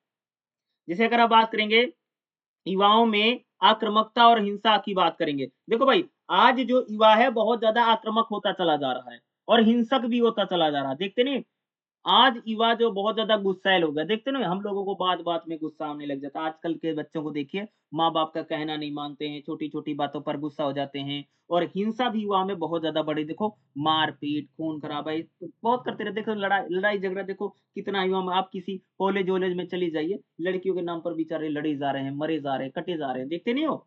क्या है? यानी युवाओं में आज जो हिंसा की प्रवृत्ति है, वह धीरे-धीरे फैल रही है। आक्रामकता यानी एग्रेशन बहुत ज़्यादा है। छोटी छोटी बातों पर लड़ाई करने लग जाते हैं, झगड़ा करने लग जाते हैं। यही आक्रामकता और हिंसा की प्रवृत्ति है। ठीक है, ये चीजें क्यों बढ़ रही हैं? ठीक है, या इनका जो बढ़ाव है वो हमें क्यों दिखाई दे रहा है? ठीक है, आज हम देखते हैं ना कि आज पहले ज्यादा तो बहुत ज्यादा दिखाई देता भाई, पहले तो कम था। ठीक है, अपराधी और नुकसान पहुंचाने का इरादा खास तौर से युवाओं में आजकल बहुत ज्यादा है। युवा आज कह सकते हैं अपराध की तरफ बढ़ रहे हैं, अपराधी बन रहे हैं। देखते नहीं गाने वाने किस प्रकार से आ रहे हैं। आज हमारे समाज में गाने हैं, फिल्में हैं, यानी युवाओं को एक प्रकार से मोटिवेट करें कि अपराध करें, ये रखें, गोली रखें, बंदूक रखें, लड़ाई करें, झगड़ा करें, गैंग बनाएं। क्या है, यही चीजें कह सकते हैं युवाओं में क्या करें, अपराधीकरण को बढ़ावा दे रही हैं। दूसरा, युवाओं में कह सकते हैं कि चोट, दर्द, पीड़ा, इससे भी बचने की, लेकिन एक दूसरों को ना जैसे नुकसान पहुंचाना, बदला लेना, ये भी प्रवृत्ति, यानी आज युवाओं में अपराधी बनने की प्रवृत्ति भी हो रही है, क्योंकि जैसे गाने हैं, फिल्में हैं, चीजों को देख रहे हैं। आज कैसे जो युवाओं में जो आक्रामकता है, वो बहुत ज़्यादा देखते हैं कि कितने जल्द आजकल के बच्चे माँ-बाप का कहना नहीं मान रहे हैं, छोटी-छोटी बातों पर गुस्सा हो जाते हैं, मनमुटाव हो जाता है, देखते नहीं हो? आज कैसे कितना ज़्यादा बढ़ गया है।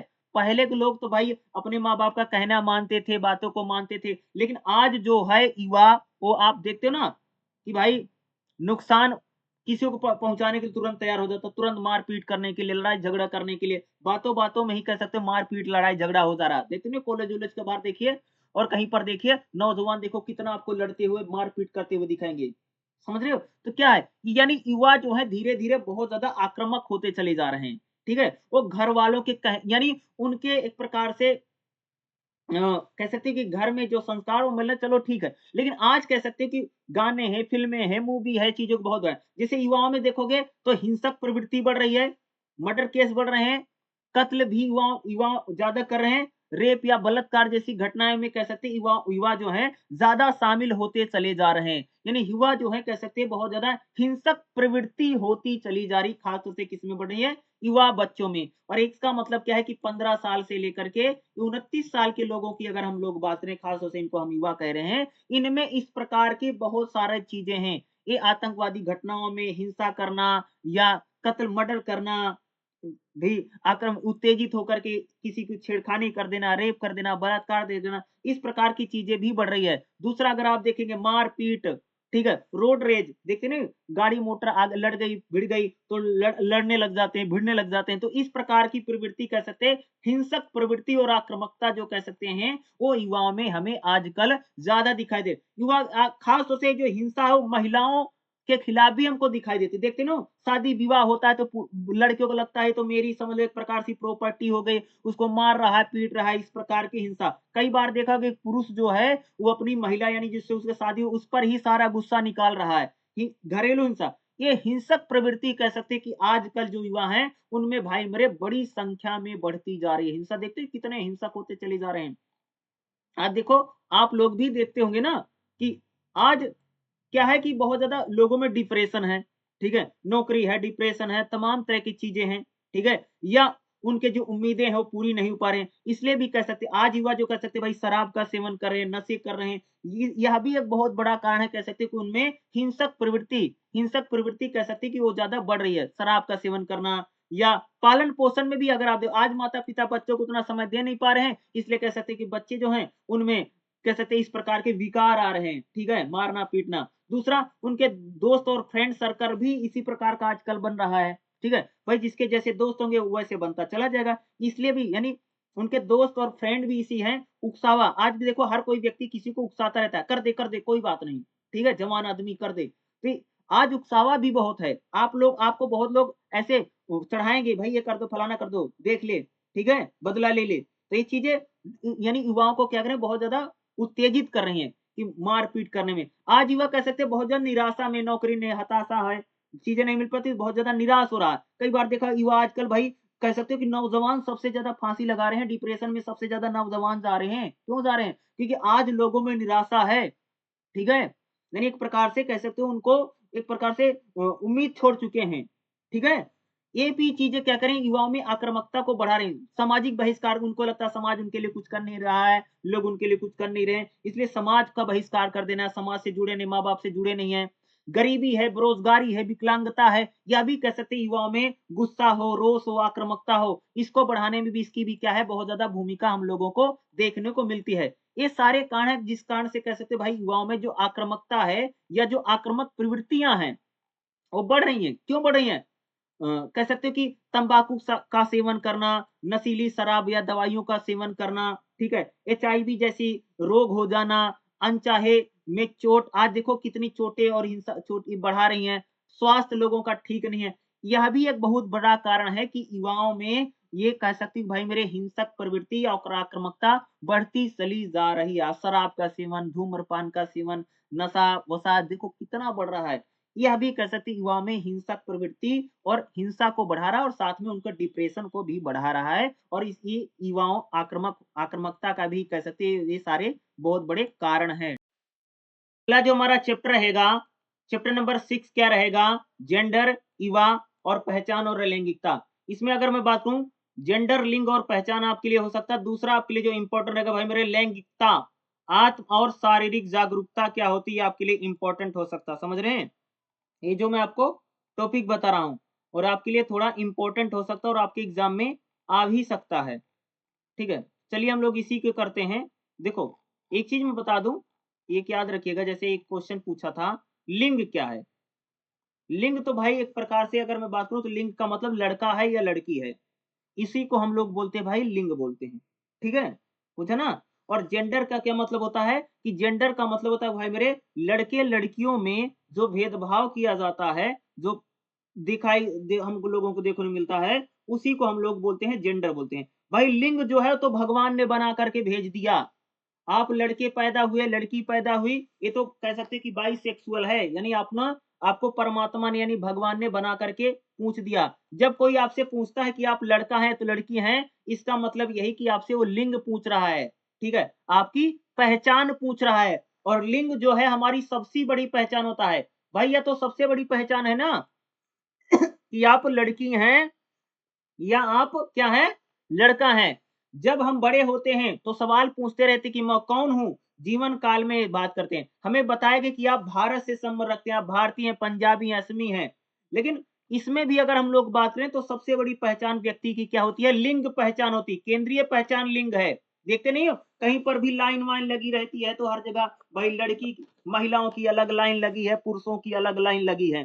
ठीक है, हमारी पहचान जो सबसे पहले बनती है वो लिंग के आधार पर बनती है, यानी लड़का है या लड़की है। उसी प्रकार से हमारे कपड़े लत्ते, पहनना ओढ़ना, खाना पीना या हमारा झुकाव, क्या हमें पसंद है क्या ना पसंद है, वो हमारे लिंग के आधार पर ही निर्धारित होता है कि भाई हमारा लिंग क्या है, यानी हमारा जेंडर क्या है, हम लड़का हैं या लड़की हैं।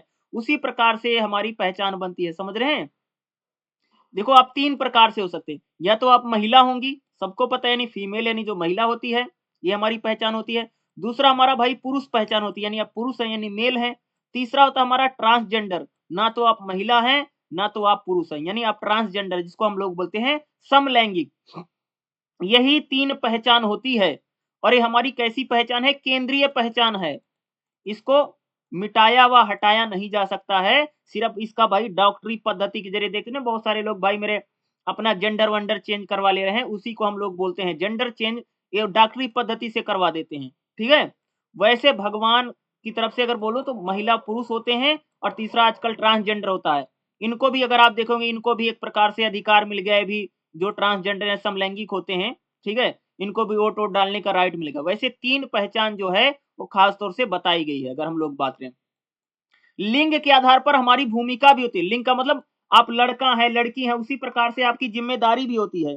ये भी अगर मैं बात करूं, लिंग सामाजिक भूमिका का मतलब होता है कि आप लड़की है लड़का है, उसी प्रकार से भाई लड़की है तो आप घर पे रहेंगी, घर का काम काज करेंगी। ठीक है, आपकी जिम्मेदारी, आप लड़की वाले काम करेंगी। अगर आप लड़का है तो आपको बाहर जाना पड़ेगा, कमाना पड़ेगा, धमाना पड़ेगा, इस प्रकार के कामों को करना पड़ेगा। तो हमारे समाज में भाई मेरे लिंग के आधार पर आपकी जिम्मेदारी यानी भूमिका, आपके काम भी बटे हुए हैं। सबको पता ना भाई, लड़कियां होंगी तो घर पर रहेंगी, घर की देखभाल करेंगी, चूल्हा करेंगी, चौका करेंगी, बर्तन करेंगी, घर वालों को देखेंगी। बल्कि वहीं पर अगर मैं बात करूं जो लड़के हैं, तो लड़के कह सकते हैं कि वो अलग अपनी जिम्मेदारियों को देखते हैं, वो अपनी अलग जिम्मेदारियों का निर्वाह करते हैं ना। तो इस प्रकार से हमें क्या होता, लड़के और लड़कियों में डिफरेंस देखने को मिलता है। ठीक है। दूसरा, बदलती लिंग भूमिकाएं। आज देखो भाई, जैसे जैसे समाज बदल रहा है वैसे वैसे कह सकते हो कि आज लिंग भूमिका, यानी ऐसा नहीं महिला महिला वाले काम करेगी, अन्य काम भी कर रही हैं महिलाएं। देखो आज महिलाएं भाई, बदलती लिंग भूमिका का मतलब आज ऐसा नहीं कि महिला है तो लड़कियों के काम करे, घर की चार दीवारी तक सीमित है, बल्कि भाई वो आज डॉक्टर भी है, इंजीनियर भी है, हर क्षेत्र में जाकर के महिलाएं काम करें। आज ये नहीं कि आप महिला तो ये काम करेंगी, पुरुष ये तो काम करेंगे। आज तो भाई जमाना बदल गया है, समय बदल गया है, परिवर्तन हो रहा, समझ रहे हैं। और ये परिवर्तन और ये बदलाव हम लोगों को देखने को मिलता ही रहता है, समझ, यानी हमें क्या है, लिंग के आधार पर हमारी जो भूमिकाएं हैं, जो जिम्मेदारियां हैं, वो क्या रहती हैं, परिवर्तित होती रहती हैं, परिवर्तनीय हैं। यानी उनमें हम लोगों को क्या है, बदलाव देखने को मिलता है। देखा होगा महिलाओं के लिए अगर आप देखें, हमारे देश में स्वामी विवेकानंद जी, इन सारे लोग लड़ाई लड़ी है। महात्मा ज्योतिबा फुले और सावित्रीबाई फुले कह सकते हैं, उन्होंने लड़कियों के लिए स्कूल खोला और लड़कियां पढ़ने जाने लगी, शिक्षित होने लगी। आज ऐसा नहीं कि लड़की लड़की वाले काम करेगी, लड़का लड़के, आज तो लड़कियां भी लड़के वाले काम करें, डॉक्टर हैं, इंजीनियर हैं। आज तो ऐसा नहीं कि भाई आपका महिला तो महिला वाले काम करेंगे, पुरुष है पुरुष, इसी को बोलते हैं बदलती लिंग भूमिका। आज तो भाई समाज में परिवर्तन है, ये आप सबको देखने को मिल ही रहा है। लिंग रूढ़िवादिता क्या होती है? लिंग रूढ़िवादिता का मतलब होता है कि भाई मेरे, हमारा समाज ऐसा मानता है कि भाई लड़की ठीक है, लड़का यानी लड़कियां गलत हैं। कहने का मतलब देखो हमारा समाज ही मानता है भाई लड़कियों को अच्छा नहीं मानता है, ठीक है, कि उनके शादी में रुपया पैसा खर्च होगा, वो दूसरे घर जाएंगी। बल्कि लड़कियों को हम लोग क्या मानते हैं, लड़के पैदा बच्चे पैदा होता है, लड़का पैदा होता है, देखो लोग कितने खुश होते हैं, कहते हैं हमारी से वंश चलेगा, हमारा परिवार चलेगा। रूढ़िवादिता का मतलब पुरानी सोच, भाई लिंग को लेकर के हमारे समाज में यही तो पुरानी सोच है कि लड़कों को हम अच्छा मानते हैं, भाई हमारा कुल का दीपक है, हमारे परिवार को आगे बढ़ाएगा, फैमिली को, वंश को आगे बढ़ाएगा। बल्कि लड़कियों को हम लोग क्या मानते हैं, भाई मेरे बोझ मानते हैं। ये लिंग रूढ़िवादिता है, यानी महिला पुरुष को लेकर के पुरानी सोच है। और गांव में अगर आप देखेंगे आज भी यह सोच हमारे यहाँ पर विद्यमान है। उसी प्रकार से अगर आप देखेंगे तो भाई लड़का होता तो हम उसको बाहर पढ़ने जाने देते हैं, नौकरी करने जाने देते हैं, उसको मौके ज्यादा मिल रहे हैं। लेकिन अगर आप देखेंगे हमारे समाज में लड़कियों को जो मौके मिलने चाहिए थे, वो मौके नहीं मिल पाते। लड़की होगी तो भाई मेरे को यानी आसपास कॉलेज में पढ़ लेगी, दूर नहीं जाएगी, उसको हम कहीं बाहर नौकरी करने नहीं जाने देना चाहते हैं, ठीक है, उसकी हम लोग शादी विवाह भी खुद तय करें। ये लिंग रूढ़िवादिता है कि महिलाओं को एक प्रकार से हर काम में तमाम समस्याओं का सामना करना पड़ रहा है पुरुषों के हिसाब से। लड़का है, पुरुष है तो उसको स्वतंत्रता ज्यादा है, महिला है तो हमारे समाज में उसको स्वतंत्रता यानी आजादी नहीं है। यही होता भाई मेरे लिंग रूढ़िवादिता। ठीक है। अगला जैसे अगर हम बात करेंगे, अगला इसमें इंपॉर्टेंट टॉपिक क्या है, लैंगिकता, आत्म और शारीरिक जागरूकता। लैंगिकता यानी सेक्सुअलिटी, ठीक है, यानी अंतरंग और रोमांटिक लगाव। इसका सिंपल सा मतलब होता है कि आप एक लड़की हैं, लड़का हैं, तो आप में एक प्रकार से जो है सेक्स करने की इच्छा या तृप्ति, आनंद, सेटिस्फैक्शन, इसी को बोलते हैं भाई मेरे लैंगिकता। यानी एक लड़की है तो उसका झुकाव लड़के के प्रति है, लड़का है तो लड़के का झुकाव लड़की के प्रति है। और किसके प्रति है, ये लैंगिकता यानी सेक्सुअलिटी, सेक्स करने की इच्छा और ये आनंद की बात किया जा रहा है, पर इसी को बोलते हैं लैंगिकता। और इससे क्या होता है भाई, देखो जब हम लोग जन्म लेते हैं तो भाई लड़का है तो लड़कियों को पता है कि मैं एक लड़का हूं, ठीक है, और लड़के के रूप में आपका जो शरीर विकसित हुआ है। लड़की का जन्म तो उसका शरीर जो है भाई लड़की है, उसको पता है कि मैं एक लड़की हूँ, ठीक है, वो उसका शरीर जो डेवलप लड़की के रूप में हुआ। तो हमारा झुकाव, लड़के का झुकाव लड़की के प्रति, लड़की का झुकाव लड़के के प्रति, ये होता ही होता है, ठीक है भाई। लड़का होगा तो भाई अगर आप देखो लड़कों में लिंग और अंडकोश होता है, सबको पता है ना, लड़कों में लिंग और अंडकोश है। लड़कियों में क्या होता है, गर्भाशय होता है, यानी बच्चेदानी होती है, ये तो सबको पता है। ये दो बेसिक बदलाव है, लड़का है तो उसमें लिंग है यानी अंडकोश होगा, लड़कियां हैं तो बच्चेदानी यानी गर्भाशय की उपस्थिति होती है। और यानी यौन गुणों की प्रविष्टि भी ज्यादा होती है, यानी कह सकते हैं कि बच्चों के लिंग निर्धारण के आधार पर एक लड़के लड़की के रूप में पोषण का निर्णय लिया जाता है। देखो भाई अगर आपके यहाँ बच्चा हुआ है, लड़का है लड़की है, इसी के आधार पर तो हम उसका पालन पोषण करते हैं, उसको बड़ा करते हैं ना।